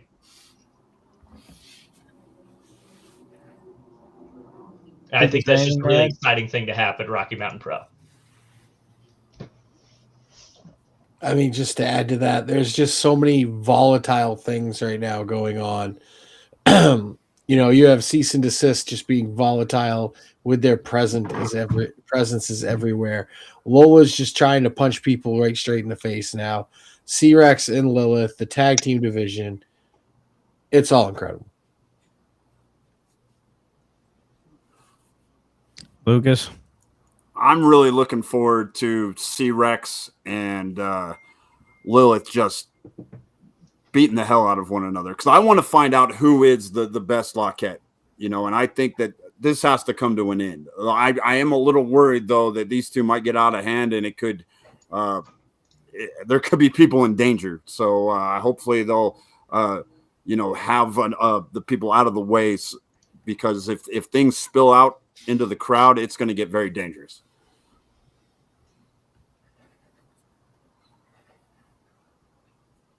Yaden? Can't wait for next week to see what's in store for Lord Mitchell Taylor. Oh, yes. And C-Rex and Lilith. Once again.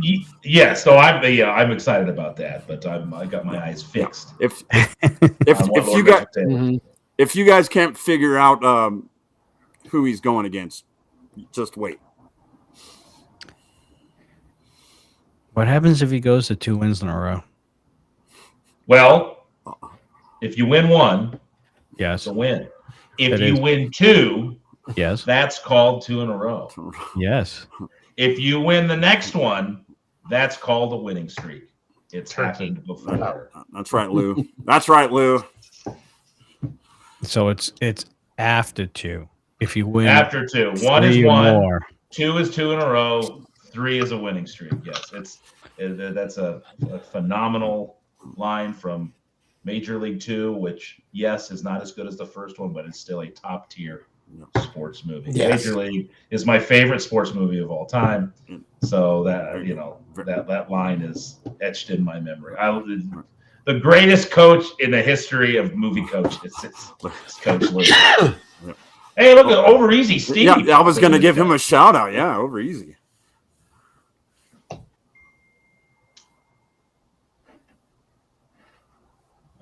Let's give the emotes. It just says the names. It's the names. I tried. All right. All right. So we're doing the rewind then, or are we doing the thing that wasn't supposed to be said, but I have it now. So what are we doing? I don't think it was approved through the proper channels, so I'm excited to look at some Rocky Mountain Pro history. That was a very good answer. That was a very good one. He knows what he's doing. Listen, let's do. If we're gonna do that, I would like to set up a little better for it. So let's do rewind, if that's okay with you guys. We'll actually get together and how we want to do this, and this would be an exclusive to the Dudes and Belts that then wouldn't be able to be seen unless you watch it live. So that's kind of these types of matches, when we're doing these, we want them to be that way. So let's kind of figure out a strategy first. Now you've got it though. So you'll have it. I have it in the bank. Yeah. Let's watch some old. We're still in NRW, right? Where are we at? Yes. So where are we at, guys? We're just after Doze's last match. Okay, so we're still, what, 2015? Yeah, we're like March of 2015. All right, here we go. Almost to Never Broken.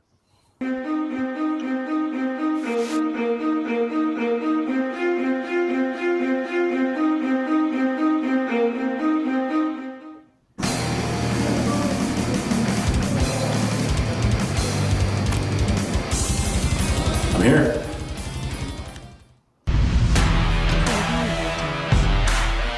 It's the least I've ever heard him talk.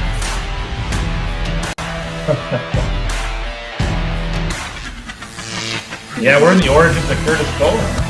Yeah, I think this is going to be his debut match. Not long, and he'll be breaking talk looking for Jen.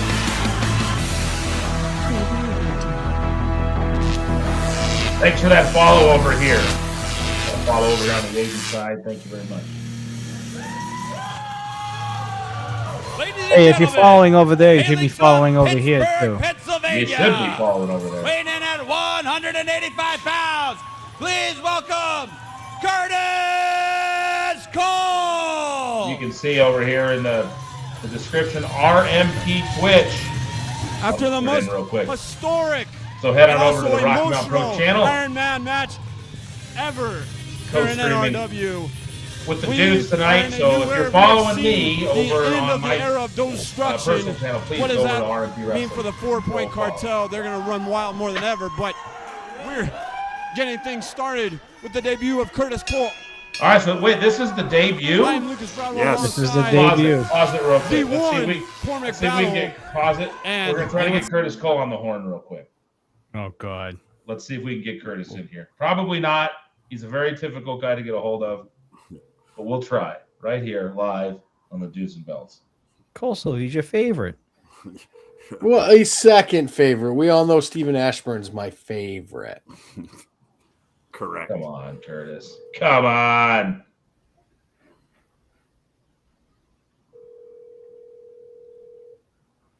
Your call has been forwarded to Oh, I'm going to send him a text that just says, "We are watching your debut match right now on the Dudes."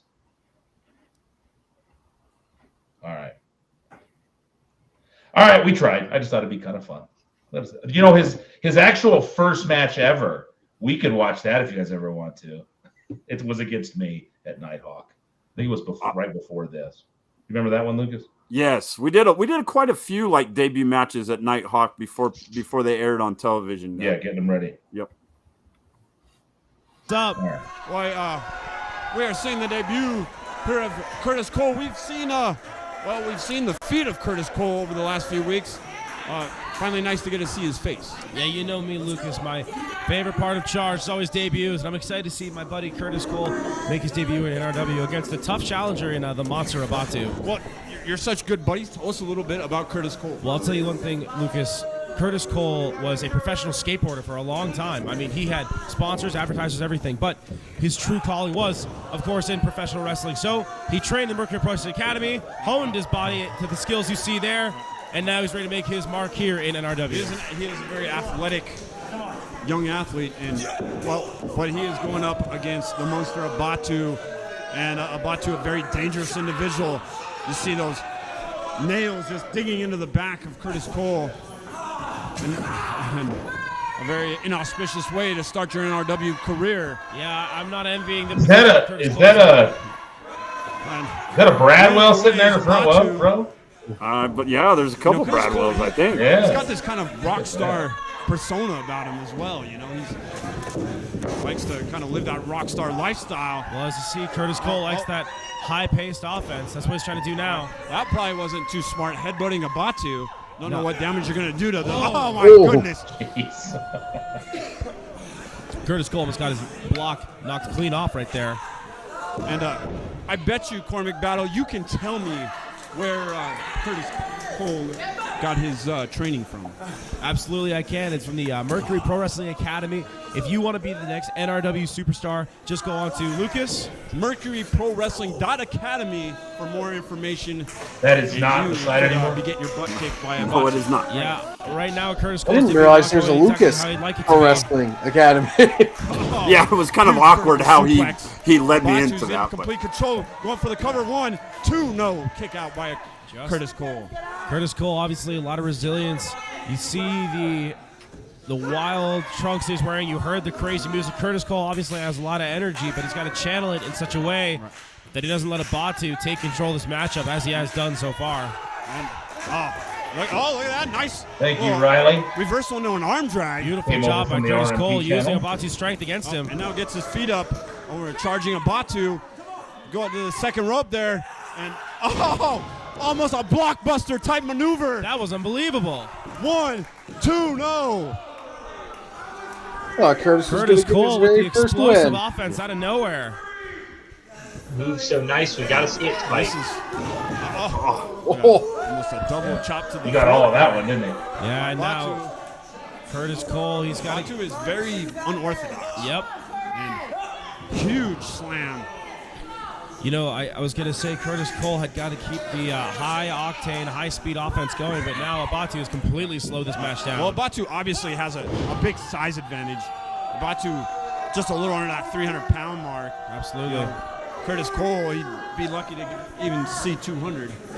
Curtis Cole right now, he hit a fantastic top rope maneuver, but since then it's been all Batu with these big-time slams. I don't know how long Curtis Cole can hold out with this You guys offense. already watched the Battle Royal that he was in? I would assume you did, right? That was Batu Yeah, got that was planted a couple weeks ago. former pro skateboarder. Going for a big standing What a debut, splash. huh? Curtis Cole able to get out of the way. I think he posed on the top and just got shoved off. But what's Curtis got planned here now against the Batu? It looks like he glancing got blow, but he caught, fought but through only- it. Just a glancing blow by Batu. Now Curtis Cole.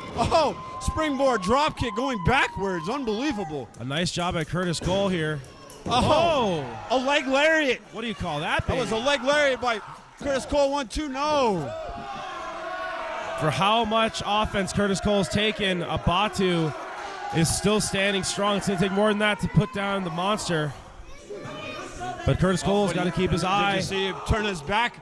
God, that was a sky high. Sky high power bomb. No, but he able to push a Batu off, so I don't know. Batu wasn't able to make a cover.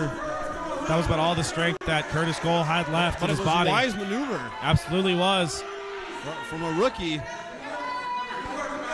But I'm not sure how much more offense Curtis Cole can take. He's got to find a way out of this matchup right now. And able to get out of a suplex attempt by a Batu. Nice and job. now some said flip, and that's it. He That's did it. Curtis Cole's won in his Big debut. win. Here is Turn your on NRW winner, charge. Curtis Cole. Let's hope the conflict from that never goes to his head.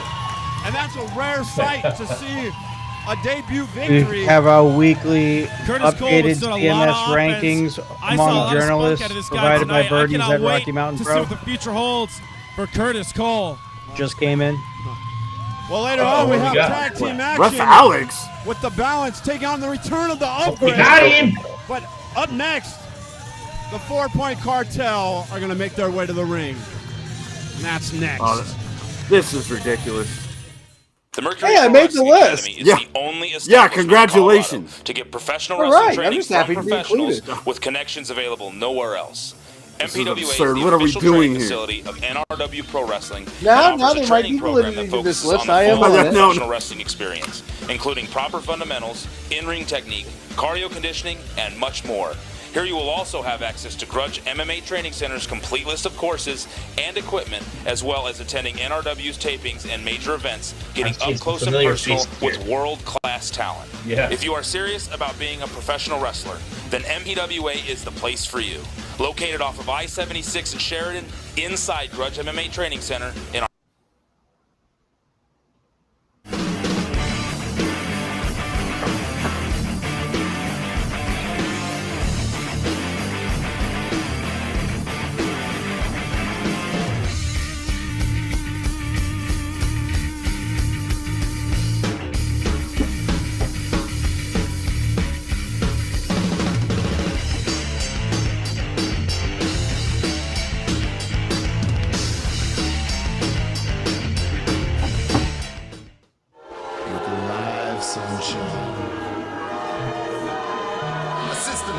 and a rotten stench has just came over the NRW arena.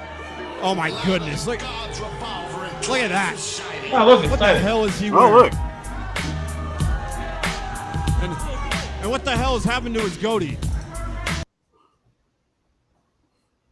I have to make this loud and clear just in case people are watching.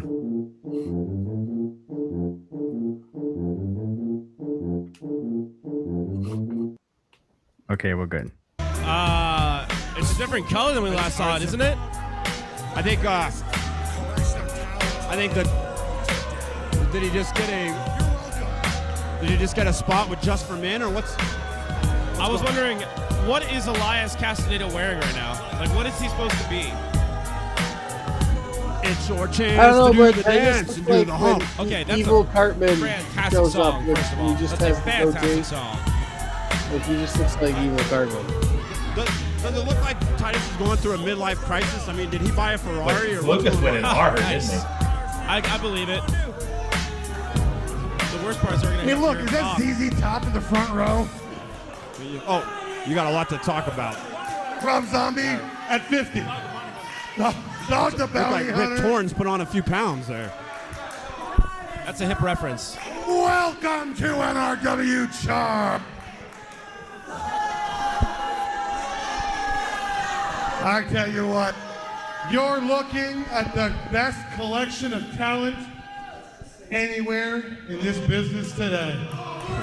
What? And there's the Canadian Oh, I Pit don't, Bulls as well. I don't see the And balance or results any of the other matter. NRW roster out here. You've got the NRW Tag Team Champions, the Canadian Pit Bulls.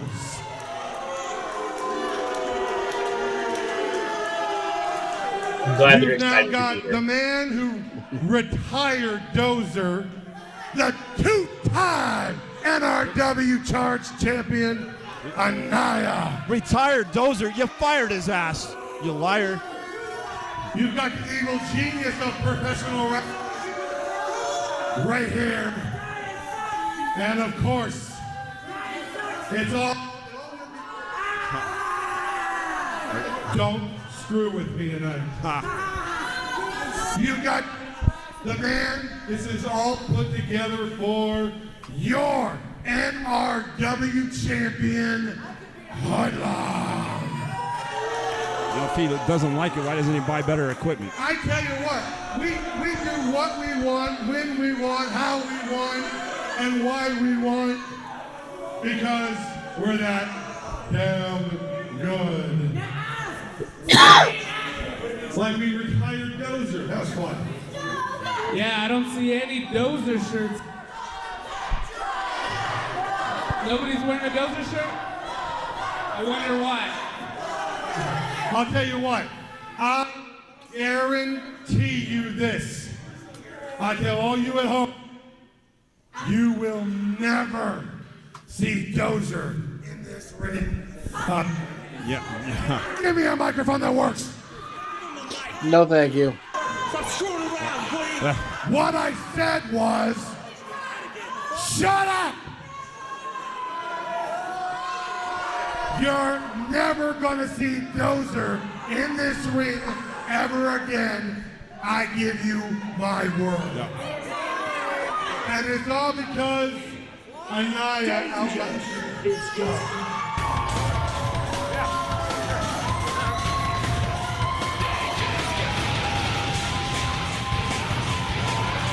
Well, obviously, someone didn't like what he said about never seeing Dozer again. Which Over easy coming in extra hard. Why wouldn't you Oh want to my see God, the most popular? seriously. I cannot be the only one sitting here watching this crap in the ring saying to myself, shut up! For the Seeing love Dean of and Curtis shut in one episode reminds me how much I'm hair has literally been lost. listening to a bunch of idiots who actually think what they're doing is benefiting this company. Amen, Danger. Amen. You benefit this company like a wart on my ass. Wow. And who hasn't seen that? First off, Titus. First off, let's talk about your little success rate. All right, hell is Lucas Zach doing? James, who won the Lucas. NRW championship. That he Screw did. up What again. kind of precedent are you setting? You're screwing people out of belts that they won legally. Why? time him To out? protect your little No, wuss. I didn't even touch him. A bunch of The hell, pansies Lucas? standing in the What are ring. you doing? I'm not doing anything. Okay, fine. Let's talk about Dozer. Yeah.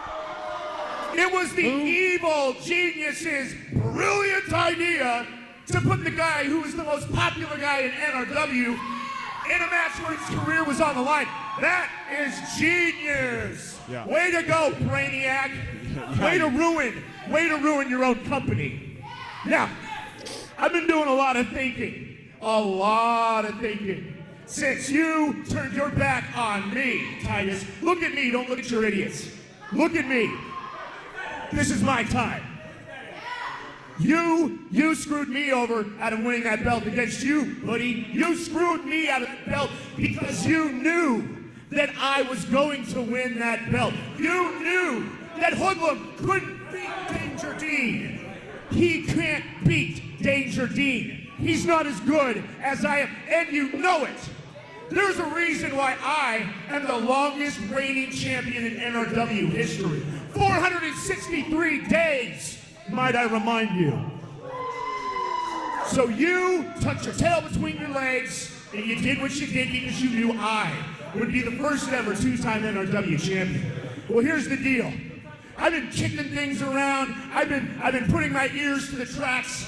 I've been hitting the social media. I've been going to Twitter. I even went to my radio show, 98.9 Magic FM. And the one thing you don't seem to be doing is answering a certain man's challenge for a certain NRW championship. You get to just make matches, Steve. Wait. You were serious about that? I thought this was some game, like you made Kermit Battle of Pro Wrestler game. Hey, come on. What? You can make excuses all you want. You're doing one thing. You're avoiding the inevitable, and that is, I'm going to kick Hoodlum's ass and become the next NRW champion. What shirt is Titus wearing, Lucas? Do you know what Anywhere, shirt that the is? challenge has been laid. Let's see if you got a pair I'll have to look accept, at it son. again. It's a skull. Yeah, I don't think it was an official shirt. I think it was just some shirt that he grabbed out of his closet. Whoa. How are they going to respond to that? Whoa. This was his darker Are you side, done I guess. talking to your girlfriends? Are you done talking to your girlfriends? All right. I think he just doesn't know how to operate a On mic. your ass, need to listen for a second. He's listening. The champion, the NRW champion, will accept your challenge for a championship match that never broke. That's what I'm talking about. That's what I'm talking about. Kiss that belt goodbye, Ryan. Hey, but you know, and who knows what could happen. I mean, anything is possible, but you know I do things my way, right? No. You? How are you going to screw this up, Titus?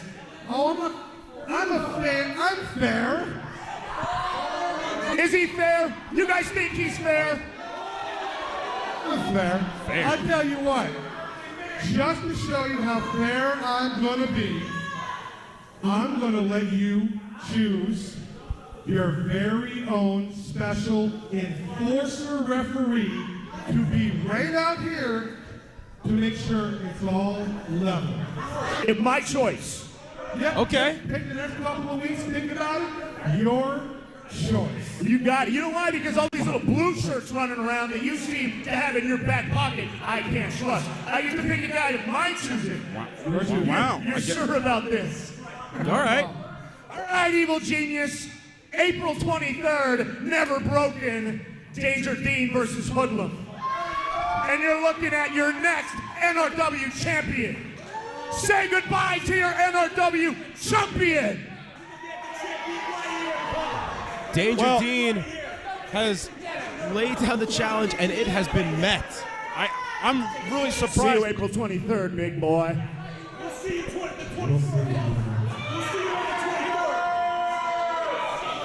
Fun fact: that set was I can't believe how by a smug the friend of ours, cartel Chris are. Graff, in my garage, and that screen on there was given to us from an old projection TV, a huge TV, from a guy that rented us the Obviously, fairgrounds. things not going quite the way And he the had this cartel old wanted. TV and That match is he took the happening. front off Danger of it. Dean will choose an enforcer Took the set out of of his choice. Well, that could. Oh, he's got a lot of people he could choose. Worked well for a 76. while, but then Be it a kind great of choice. started falling apart. But as if Never Broken couldn't have gotten any bigger, which we already know Mickey James and Nikita, plus that triple threat tag team match now with the NRW Championship. Unbelievable. We've got more action coming up on Charge. Stay tuned.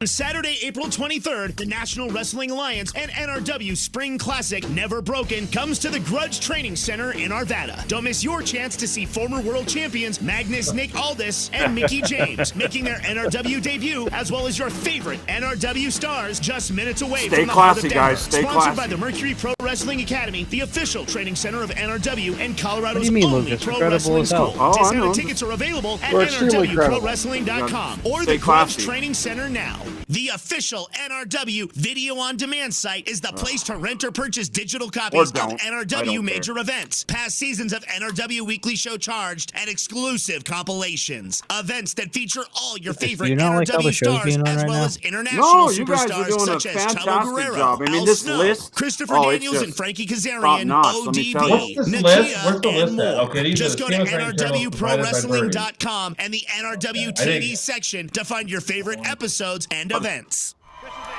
Ladies and gentlemen, this next match. First making Where's their way Lucas? to the ring at a combined weight of 393 pounds. Oh, there he is. They are the team of Steven Ashford, look, there's Lucas. the Evolution Look, Title it's Lucas Champion. Treadwell. Please welcome the Balance. Well, we're back for more action here on Charge, and the Balance. They're the So, hottest tag team in NRW right now. At this point, Coastal, your favorite Well, a very wrestler is controversial ending to that Steven tag team match Ashburn between them and or Bjorn at Curtis Cole? Supercharged. Oh, Stephen Ashburn, Let's go. 100%. What is it to about say the Steven least, Ashburn Lucas. And I couldn't believe that makes you like I him just so much? Machiavelli made it a. Oh, we got to pause this. It's just for this answer. his gripping personality. Okay. That's what I think of when I think of Steven Ashburn. Yes. Gripping personality. Yes. Now, did you become a fan of him during the LaCroix days, or was it when he became Steven Ashburn? I think the LaCroix days are some of his best work. I really do. That's You an sure? opinion. That's an opinion. I mean, he has other great hobbies, I'm sure, too. You know, closing orphanages, stealing candy from babies, all the stuff that he has good times with. Tell you what, though, man. So I don't know if you knew this. I might have told you. So Steven Ashburn, Stefan Lacroix, whatever you want to call him, was the first official Mercury Pro Wrestling Academy student. Like he was the first person to sign up to the school. And graduated, right? First? And graduated, yeah. Him, Mars, Nati, I believe, Anaya, and Daisy, Holton. correct? Or no? Oh, no, oh, not Daisy. No. I think there were 7 total. No, Daisy, yeah, Daisy, Trinity. But he became the champion faster than anybody ever has. So I think he was. I think it was like a month or two out of graduating. He became. yeah, I think he finished the school, the initial run in the school, his initial training in. It was after Milestone. Yeah. I think Yeah, he his made first match was in August. Yeah. And he won it at In Shocktober. October, yeah. So 2-3 months post training, like within 9 months of training and then competing, he was Rocky Mountain Pro champion or NRW champion at the time.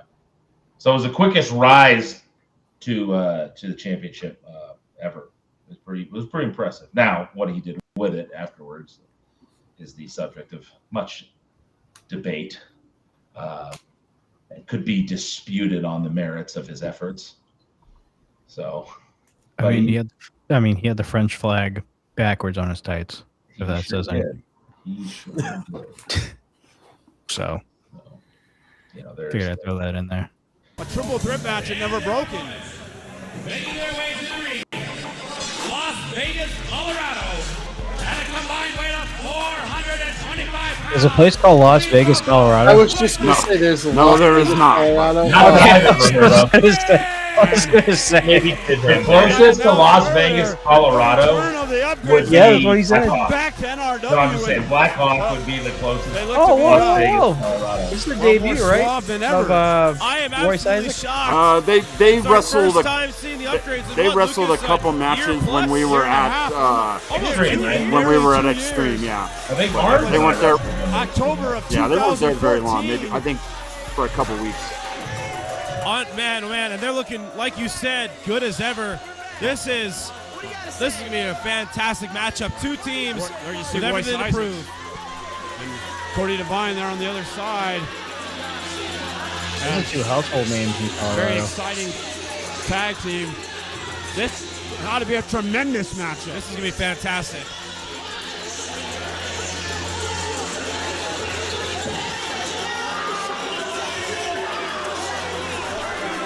Royce Isaacs and Cody Devine, I know for a fact they've been keeping themselves busy.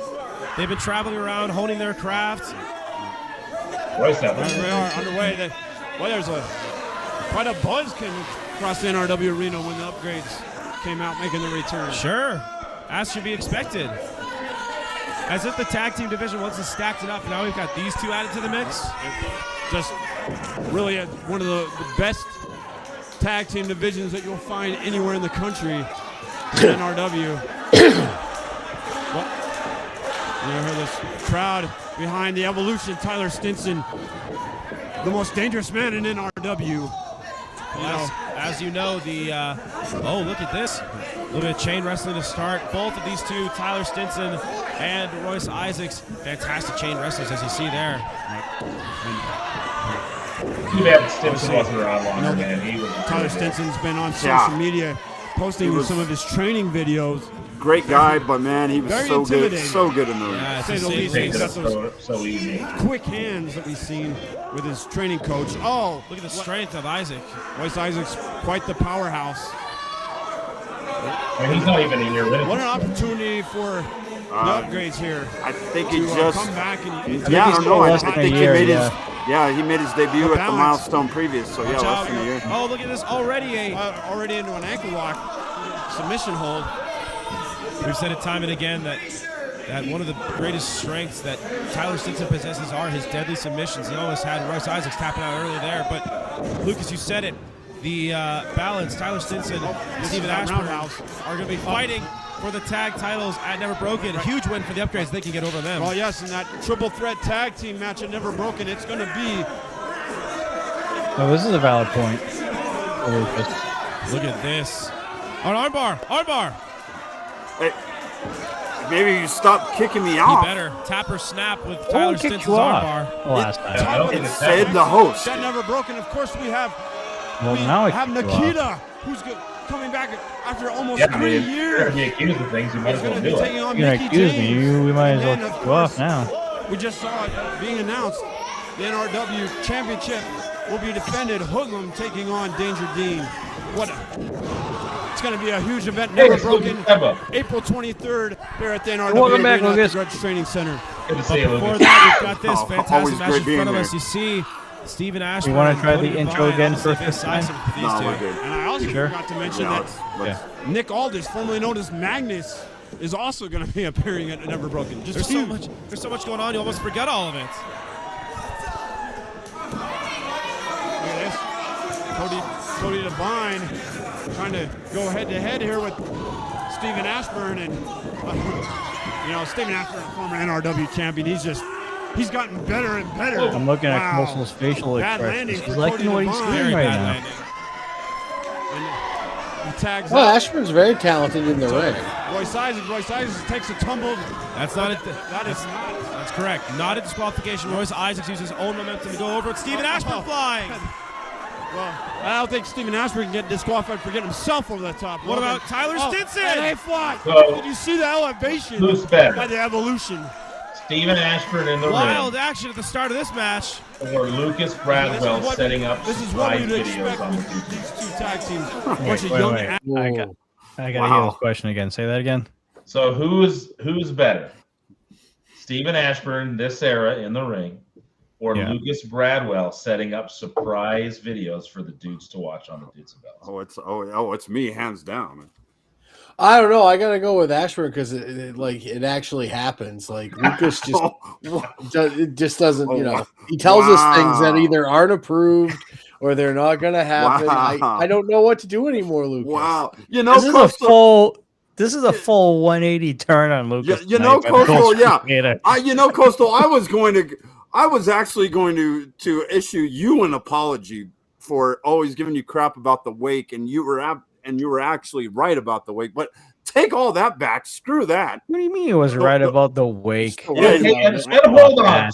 So in order for you to issue an apology to somebody that may be warranted, the conditions are if they continue to kiss your ass regardless of your mistakes. Is that what a good journalist, an objective observer would do? So or just a normal human being? And obviously I'm not, because I'm on the bottom. So yeah, I'm being petty. So there. What does that have to do with an apology? So here's the thing, Coastal. He could say what he wants. He just gave you the apology without even that's because obviously he was going to apologize, acknowledging he was wrong about it, and because you had the audacity to be objective, like a good journalist would be, that he's going to take back that apology or try to not even give it to you, even though he just did without realizing it.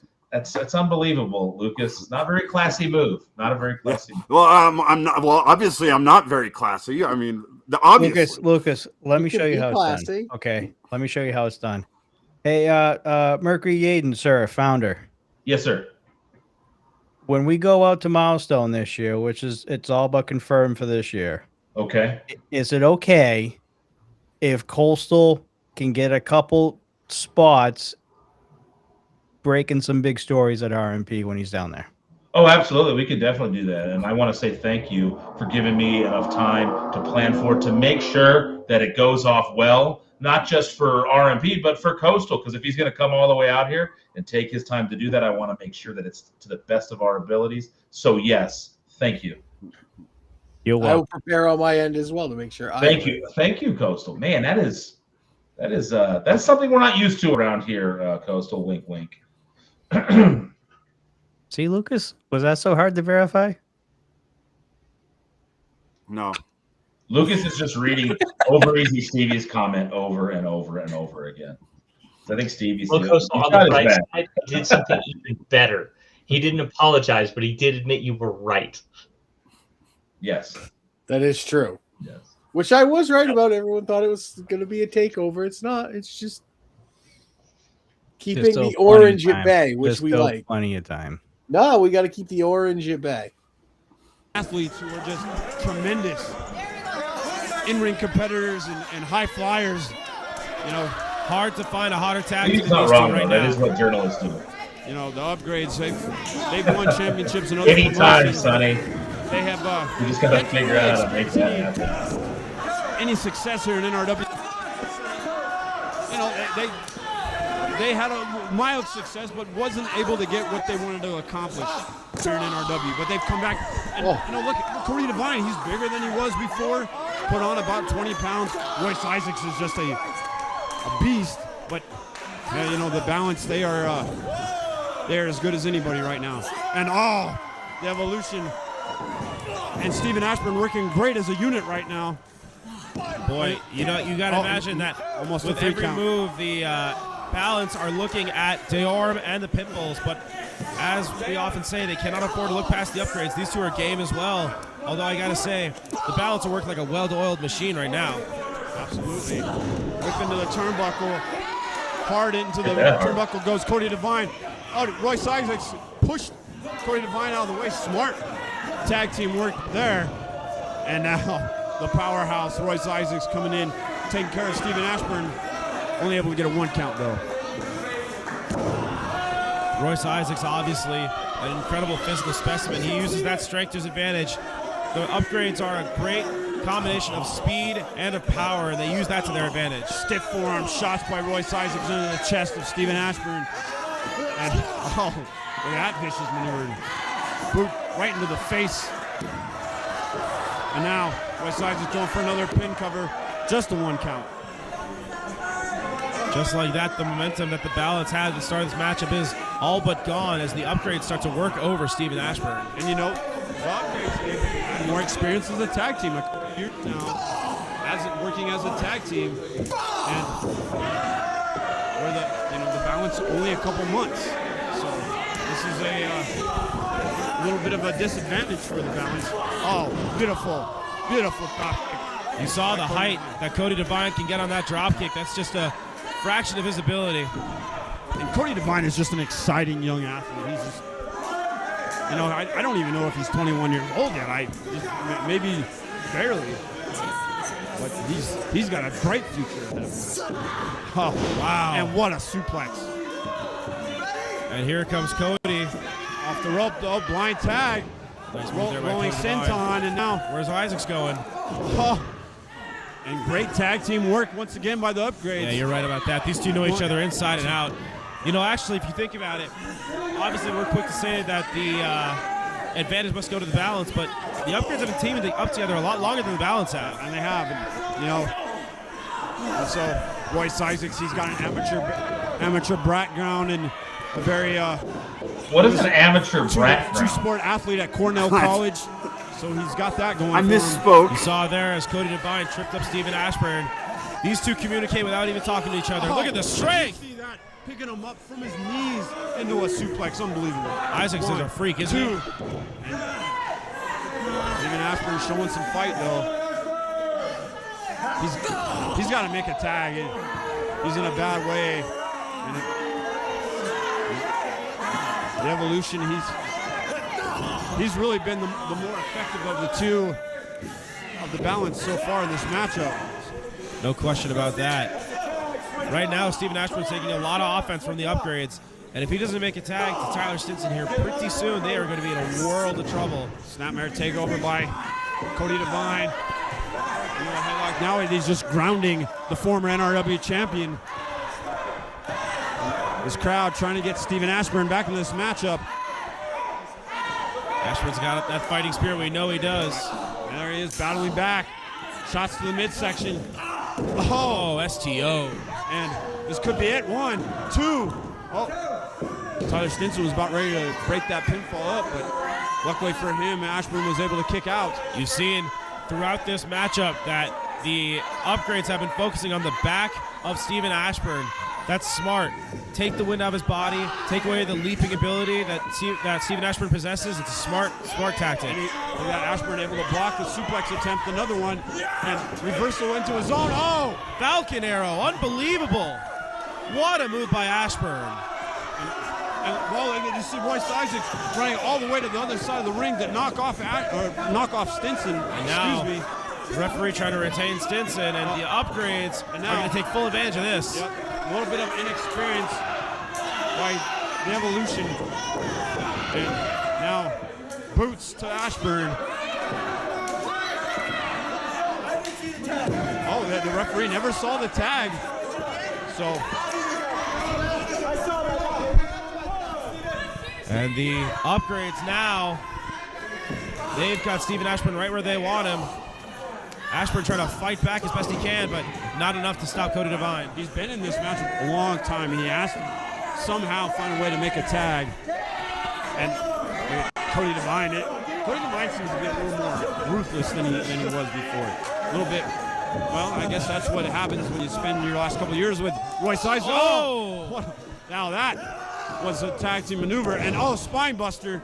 This could be it. That might be it right there. 1, 2, and smart. That's a smart move. That is, the Balance is one save in this matchup. That's a smart way to use it, though. I don't know if Stephen Ashburn could have kicked out of that offense. What was this now? The wheelbarrow, and did you see Ashburn able to get his knees up? Ow. I don't think Isaac was playing on that. Watch out. Off the ropes. High knee. And there he is. He's got the tag to the Evolution. And Tyler Stinson now ready to start striking away like he does. There's those stiff kicks. Those kicks hurt, man. Taking out both the upgrades. Spinning heel kick to the midsection. Oh, now another kick to the midsection on accordion of Vine. Maybe going for that scissors kick. Yes. Beautifully executed. 1, 2. No, not quite. 2.5. Look at the fire that Tyler Stinson brings with him. Isn't it unbelievable? And I think it's rubbed off on Steven Ashburn as well. There's a double team maneuver here.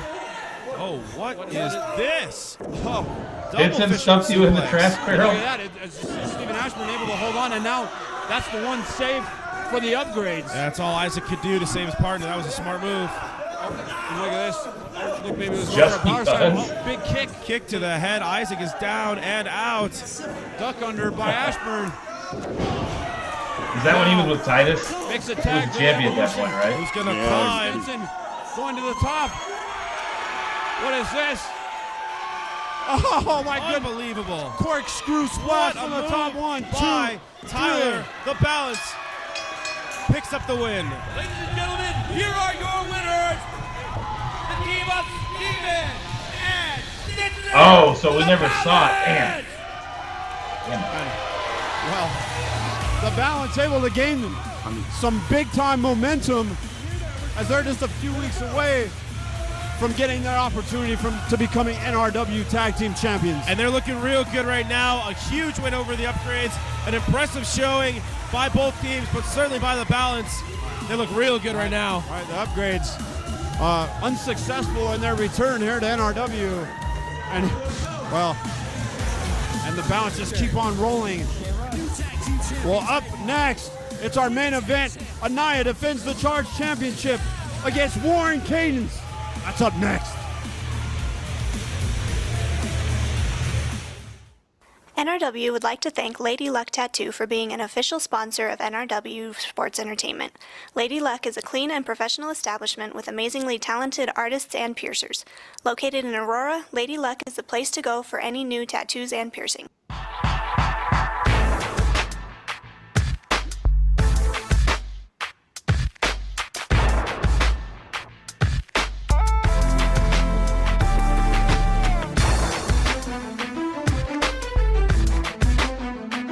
Bruise My Ribs never told you because they didn't want to stop doing stuff like that. Officers are like, wow.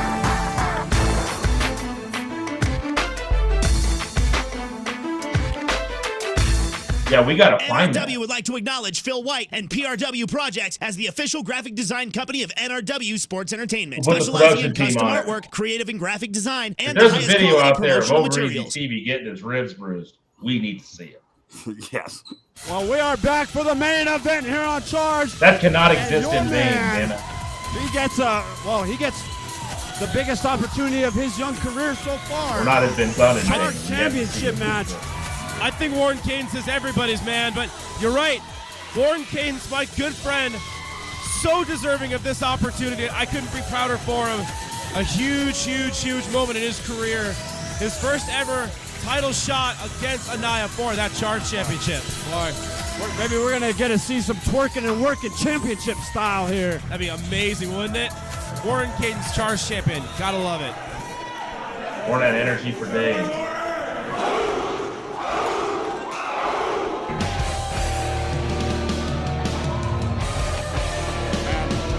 Well, we saw these two guys earlier basically acting like scared little puppy dogs, trying to duck Danger Dean, but what a surprise that Titus Machiavelli accepted on behalf of Lucas, would you ever Hoodlum. call Anaya or a scared never little broke puppy any- dog?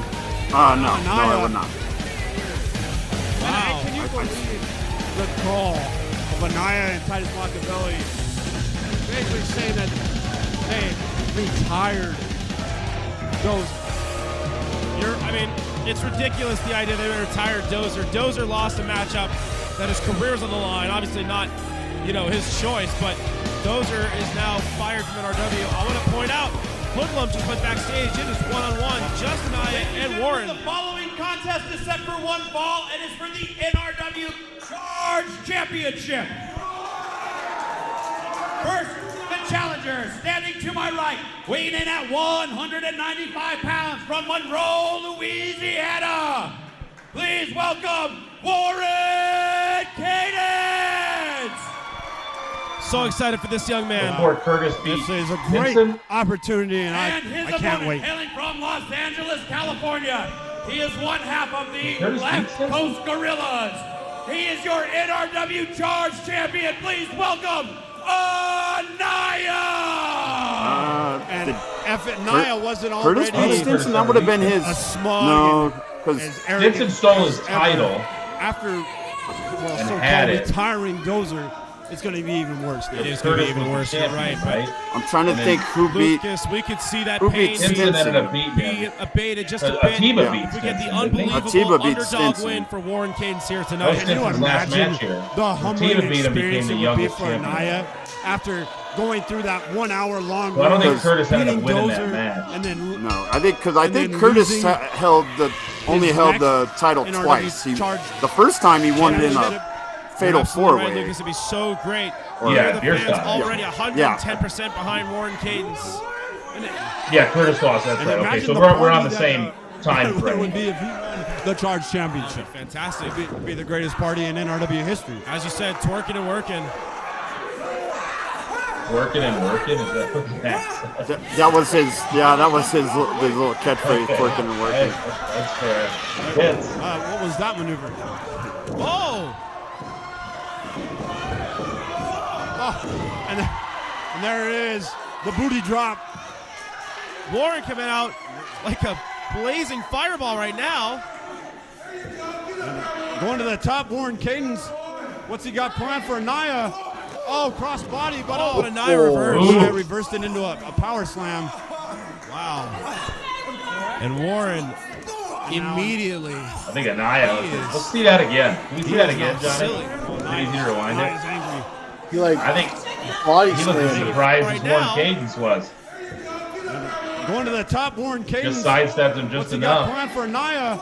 Oh, cross Boom, body. bam. What a Naya reverse. Naya reversed it into a power slam. Wow. He's got the worst of Warren that one. Look at this shot. Immediately. Yeah. Warren looks like the wind was He is not completely knocked silly. out. Yeah. Naya's angry. I took advantage of that situation. I think he I felt a don't little doubt. embarrassed at the start of this matchup.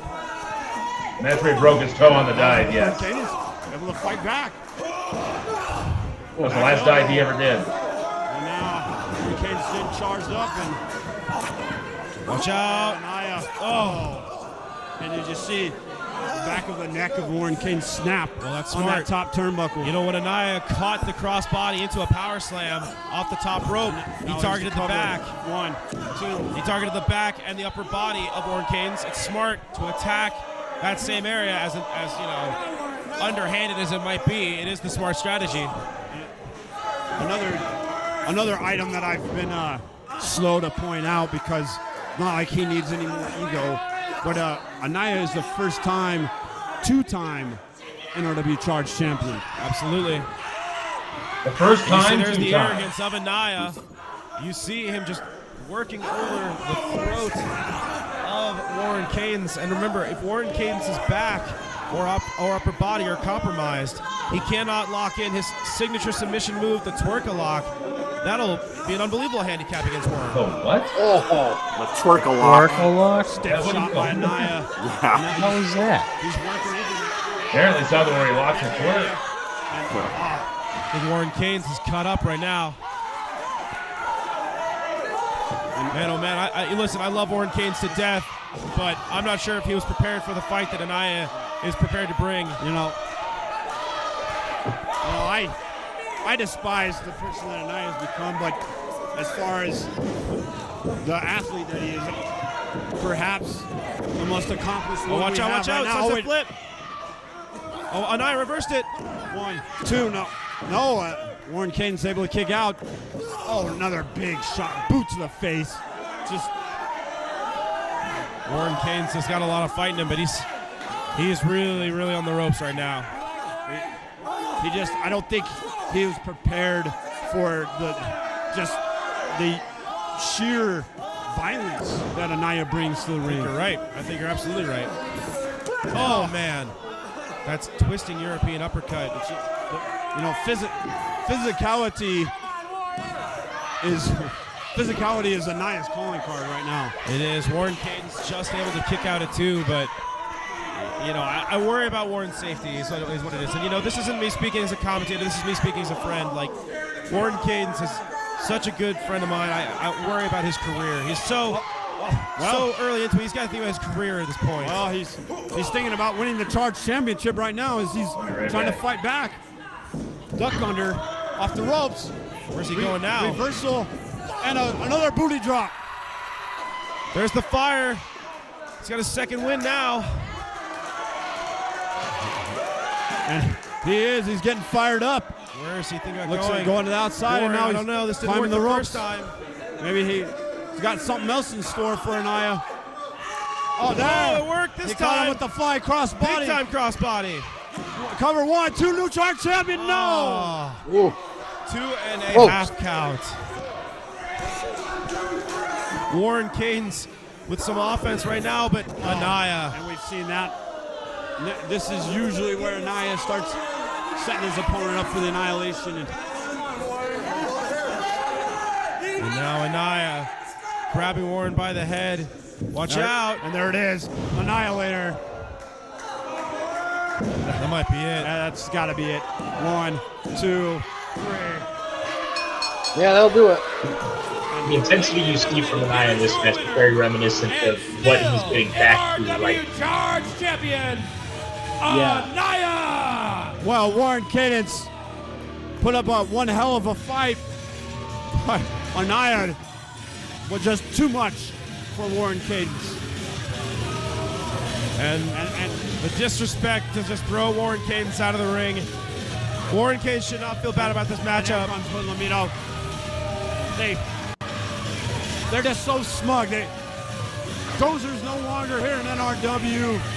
They feel they can just run roughshod on all of NRW now. What is in store for us as we head into Never Broken? I don't know, but hopefully He'll be back, Steve. hopefully it's some sort of change. But every week I get less and less sure. Well, we'll have to find out what the 4-Point Cartel has in store for the NRW Nation next week.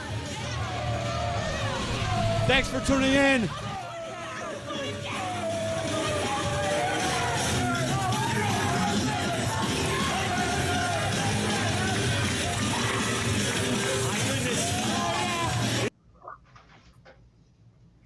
it's also nice looking out in that audience and seeing people that I still see attending Rocky Mountain Pro today. Oh, look. We're missing our founder. Yeah. He said he'd be right back, so there he is. Hey, look at And that. he's right back. Oh, hey, welcome back. Hey, what's happening? Welcome back. You got to get over Easy Stevie on here. When are you popping on, Stevie? What'd you guys think of that last Rewind episode? I think it's pretty incredible to see the parallels from like what was happening back then to what's happening back now, whether it's Anaya kind of repeating his intensity and like getting back to how aggressive he was and turning up that dial to 12, and like the factions that are there now kind of remind me to some degree of the law office. Yeah, I think. Oh, go ahead. I was going to say the tag team division. Interrupting Coastal once again. Well, I interrupted him. It's okay. The tag team division at this point was starting to heat up a little bit, kind of like how it is right now. Alex made a good point. There's a lot of parallels at this point in NRW to what's kind of happening now in Rocky Mountain Pro. This was the return of the upgrades. You've got the balance kind of starting to make waves. Now that Diorum is back in full force, Mars is 100% at this point, and him and Yaden are going after the pit bulls. So the tag team division at this point was starting to get re-energized. So that's cool to see. Yeah, triple threat tag team match. I can't wait to see that. Dean against Hoodlum. That's going to be amazing. Who's going to stop Anaya? Every week I look forward to our little rewind time. Yaden, how was your blast from the past? It's sorry, I was typing over to Robert here to make sure that he's giving us a follow. Robert, come on over to the RMP channel if you're not following already. Sorry, I just wanted to type that in there. Give us a follow so you can stay caught up with everything. The dudes do a great job over here, so make sure you give us a follow on the RMP channel. I love watching these. It reminds me of just how much we've actually done as a company and how many people have sacrificed so much of their time to make this happen. I mean, you really look back at the amount of footage and the library that this place has is pretty remarkable. I mean, we're a small independent wrestling company from Colorado, and the fact that this many people have come together to produce this much over this amount of years. I mean, 16 years almost, and with all of the hurdles that we've had to jump over, there's just a core group of people that you still see. Alex talking about seeing Anaya and seeing talent in the early days that have come back to continue contributing. Lucas has been around here since the beginning of Charged, and it's just amazing to see. So I like seeing this stuff. It just reminds us how special the place is, and how fortunate we all are to have something like this. It's a rarity. It's a rarity that doesn't exist in a lot of places, and we get to partake in something pretty special. So it just reminds me how great everyone's efforts have been to keep this thing afloat and growing. And you get to see how far we've come. You look at this footage from back then. We were working with what we had at the time. The technology wasn't what it is now. The ability to do the things, the cameras, and all the stuff that we had access to, not even close to what we have now.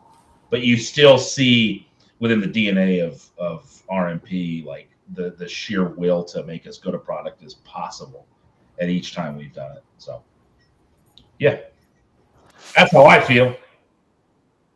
Even this weekend, I was in Tennessee, and I ran into people that got started at RMP, and the moment they found out that this is where I was from, they recognized me immediately. We just talked about how we grow for so long, and like people who are no longer here, no longer in business, are just still talking about how amazing this place is.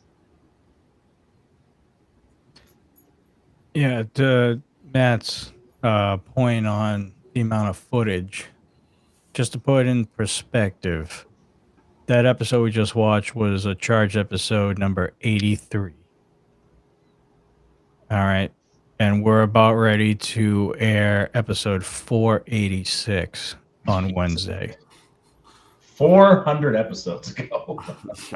Almost 500. You almost have 500. I know. 10 years ago, man. That's just crazy. You'll be in 500 this year. You said this will be 83, correct? That you'll do next week, or that was? That was 83. We'll be on 84 next week. So I believe, Lucas, you might be able to help me with this. It's either 86 or 88. We start seeing Russo, correct? You guys are very close to TV time. Yeah. Well, he started. I'd like to say he started writing some of our stuff just a few weeks before that milestone, if I'm correct. Because I remember the first time he came out to us was in May. Like May he came of and spoke 2016. to yeah. So actually that helps me then as far as putting the time here. It was close to 100. Yeah.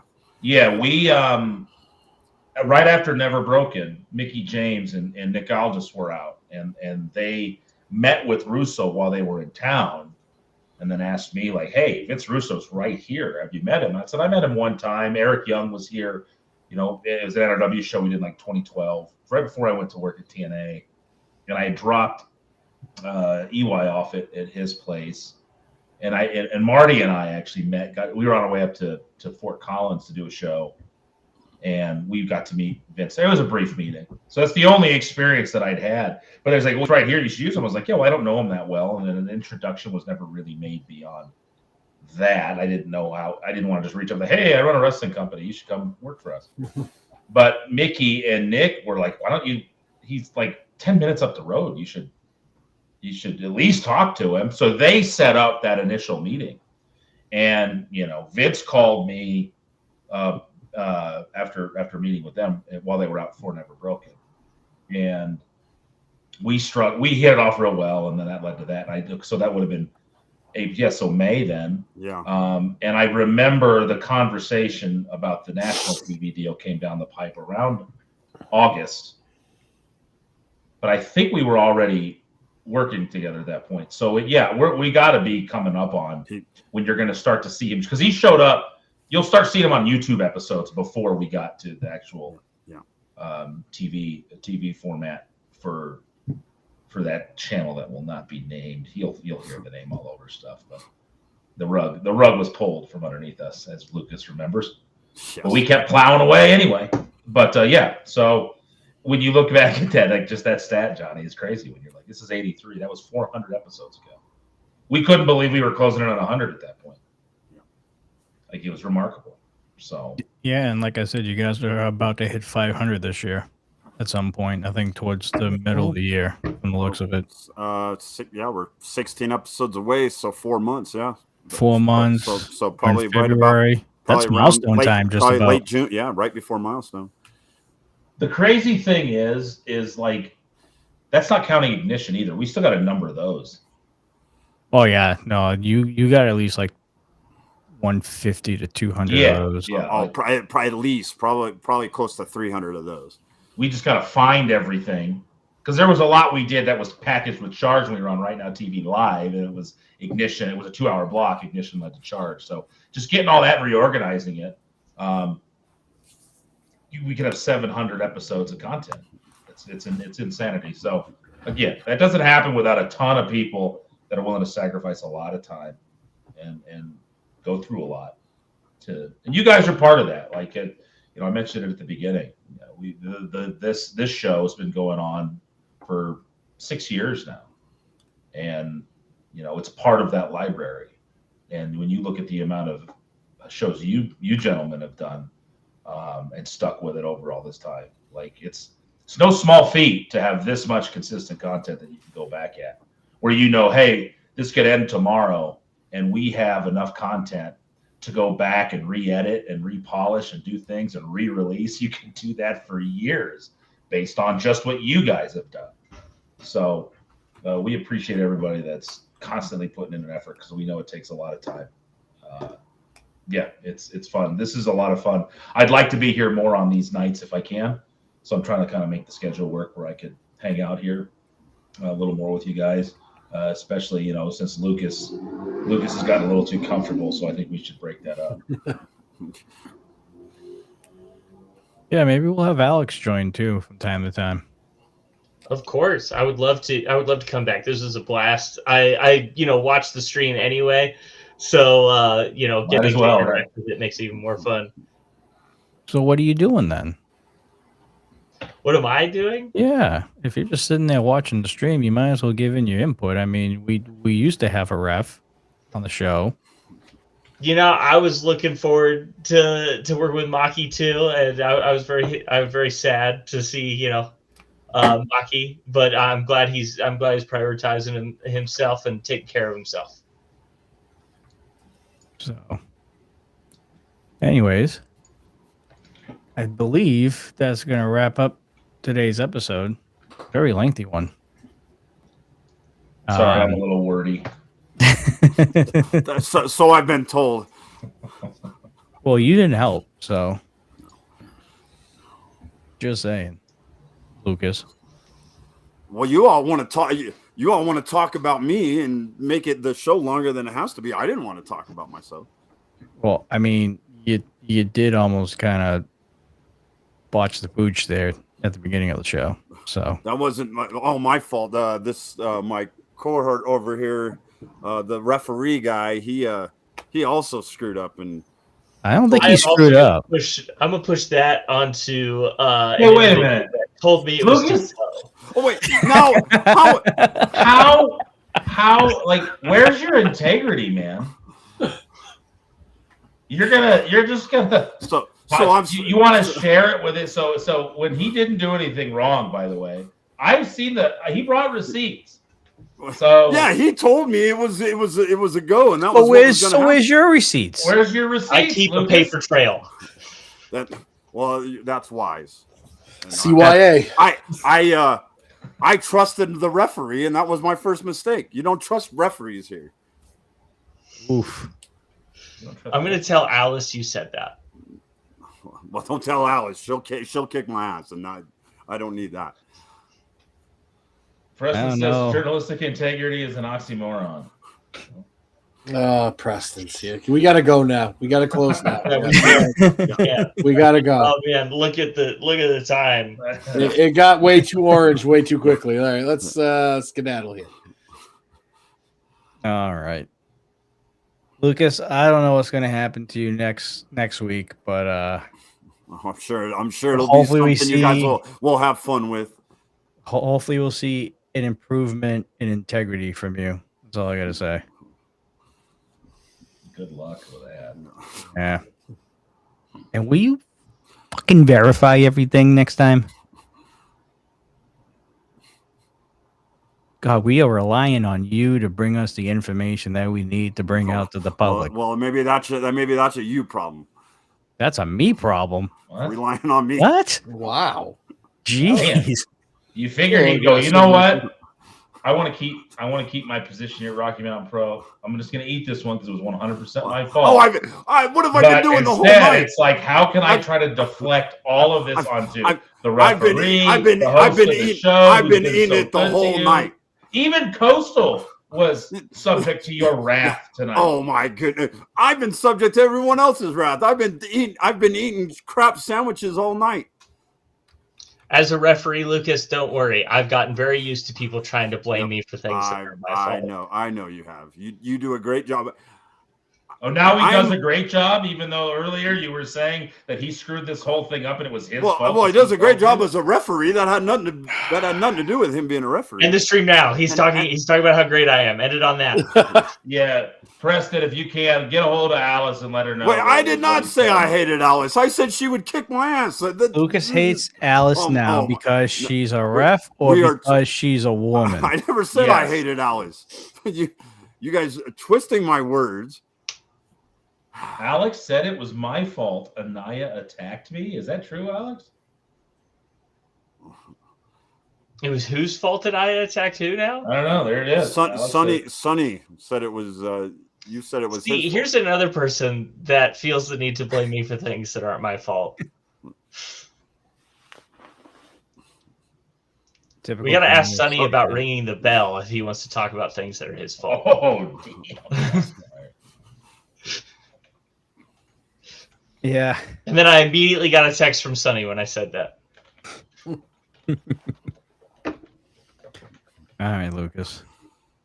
Anything else you want to say, Lucas? No, I'm taking my L. I had a horrible night. It was a very bad. What was that movie? A very horrible, bad, awful night. That was my. All right. The horrible, terrible, no good, very bad days. That's that's exactly. I love that book. Yes. Well, then let's leave on a lighter note, Lucas. How was your Valentine's Day? Oh, my Valentine's Day was wonderful. I hope you all had a wonderful Valentine's as well. You have probably had a great Valentine's now that you actually have someone to spend Valentine's with. What's this one, Lucas? Man, end the stream. End it quickly before Lucas gets fired. No, we can't because we have Mario Santos that just chimed in the chat here. There you go. Everything is your fault, Alex. So it's Alex's fault. Marcio's taking an extended 3-week vacation because of Oh, the here we wire? go. Oh no! There we go. Coastal, There we don't go. start. Hurry and get off. Coastal has Twinkies to eat. There you go. No, I show my face here. You know, I'm not out doing other things. Who knows what Marcio's doing? Oh my god, I got You know- two idiots on the panel. I forgot. First thing is, I want to just mention that we have fostered a positive work environment here at Rocky Mountain Pro. If you can't tell. Yes, very, very positive. Jeez. And thank you, Lucas, for that dig earlier. You're that very, very welcome. You know, I mean, you had a good Valentine's Day since finally somebody's willing to hang out with you. God. She'd have laughed at that though, if we're gonna be honest. Yes. She would have continued to make. Oh Jesus! Holy smokes! What?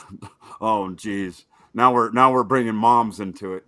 Whoa! Hey, what's going on here? My wheels mom, have if it's fallen off about this me, Marcio, my mom passed away a bunch of years back. So whatever you're into for Valentine's Day, buddy, Wow. I guess we know why you were gone for 3 weeks. I didn't have necrophilia on my 2026 bingo card. I didn't either, but Marcio, he's a professional at stuff. So, you know. Alex, save right. this thing. Yeah, we're gonna have to, huh? Lucas hit rock bottom, brought a pickaxe, and just kept going. I'm going to the center of the earth, man. It sounds like it. Yeah. All right. As a lawyer, I suggest we cut this feed. Yep. Well, I appreciate being on the show. It was a blast, and I'm looking forward to doing it again. Providing any ref insight, I certainly can. As long as Lucas will let me talk, I'm glad to do it. I think it's great to have you on. You know, being serious for a moment, Lucas. Don't interrupt, so we can actually get this across. Wait, hold up. I will fix that right away. What do we got? There we go. Go ahead. No, just I think having that referee's perspective is good. Again, I'd like to be on here more. We'd like to get more wrestlers on. If we can get Stevie, if you get that schedule figured out, getting your perspective on here as somebody who's done a lot of different things here at Rocky Mountain Pro, I think it would be.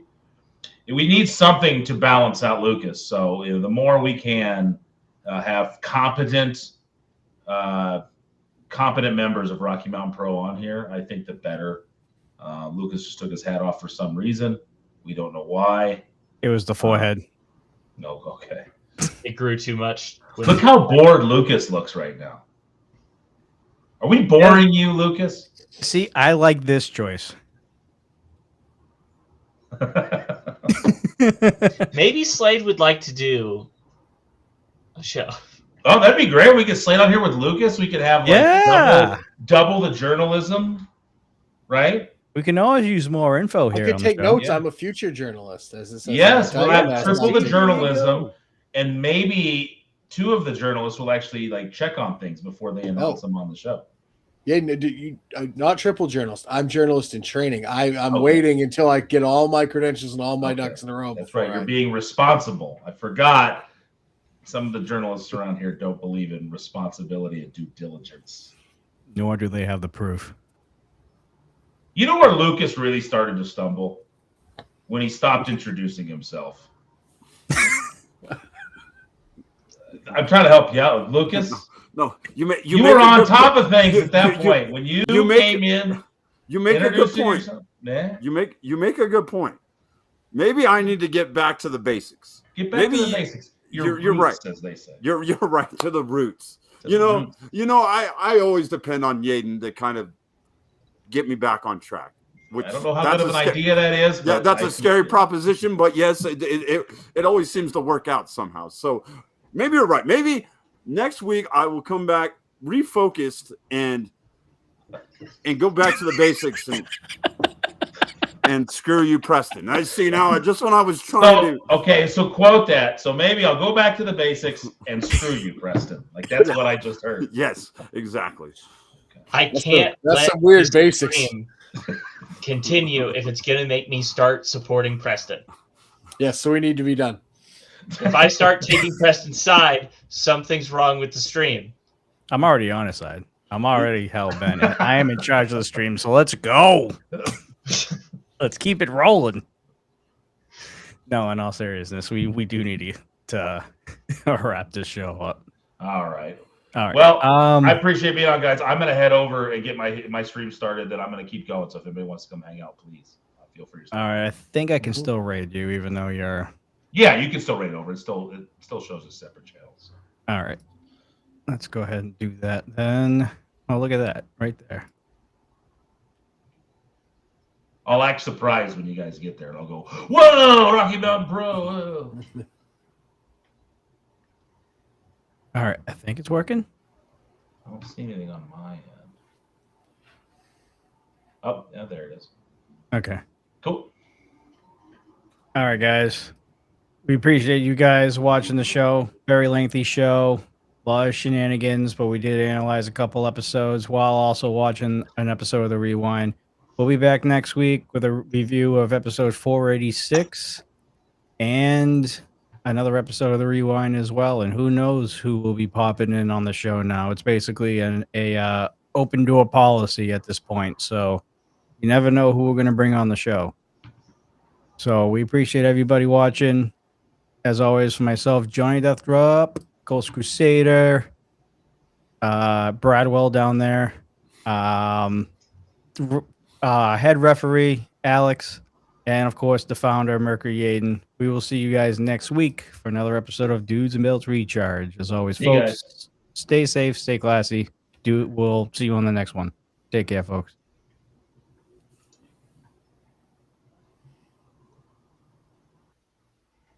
Okay.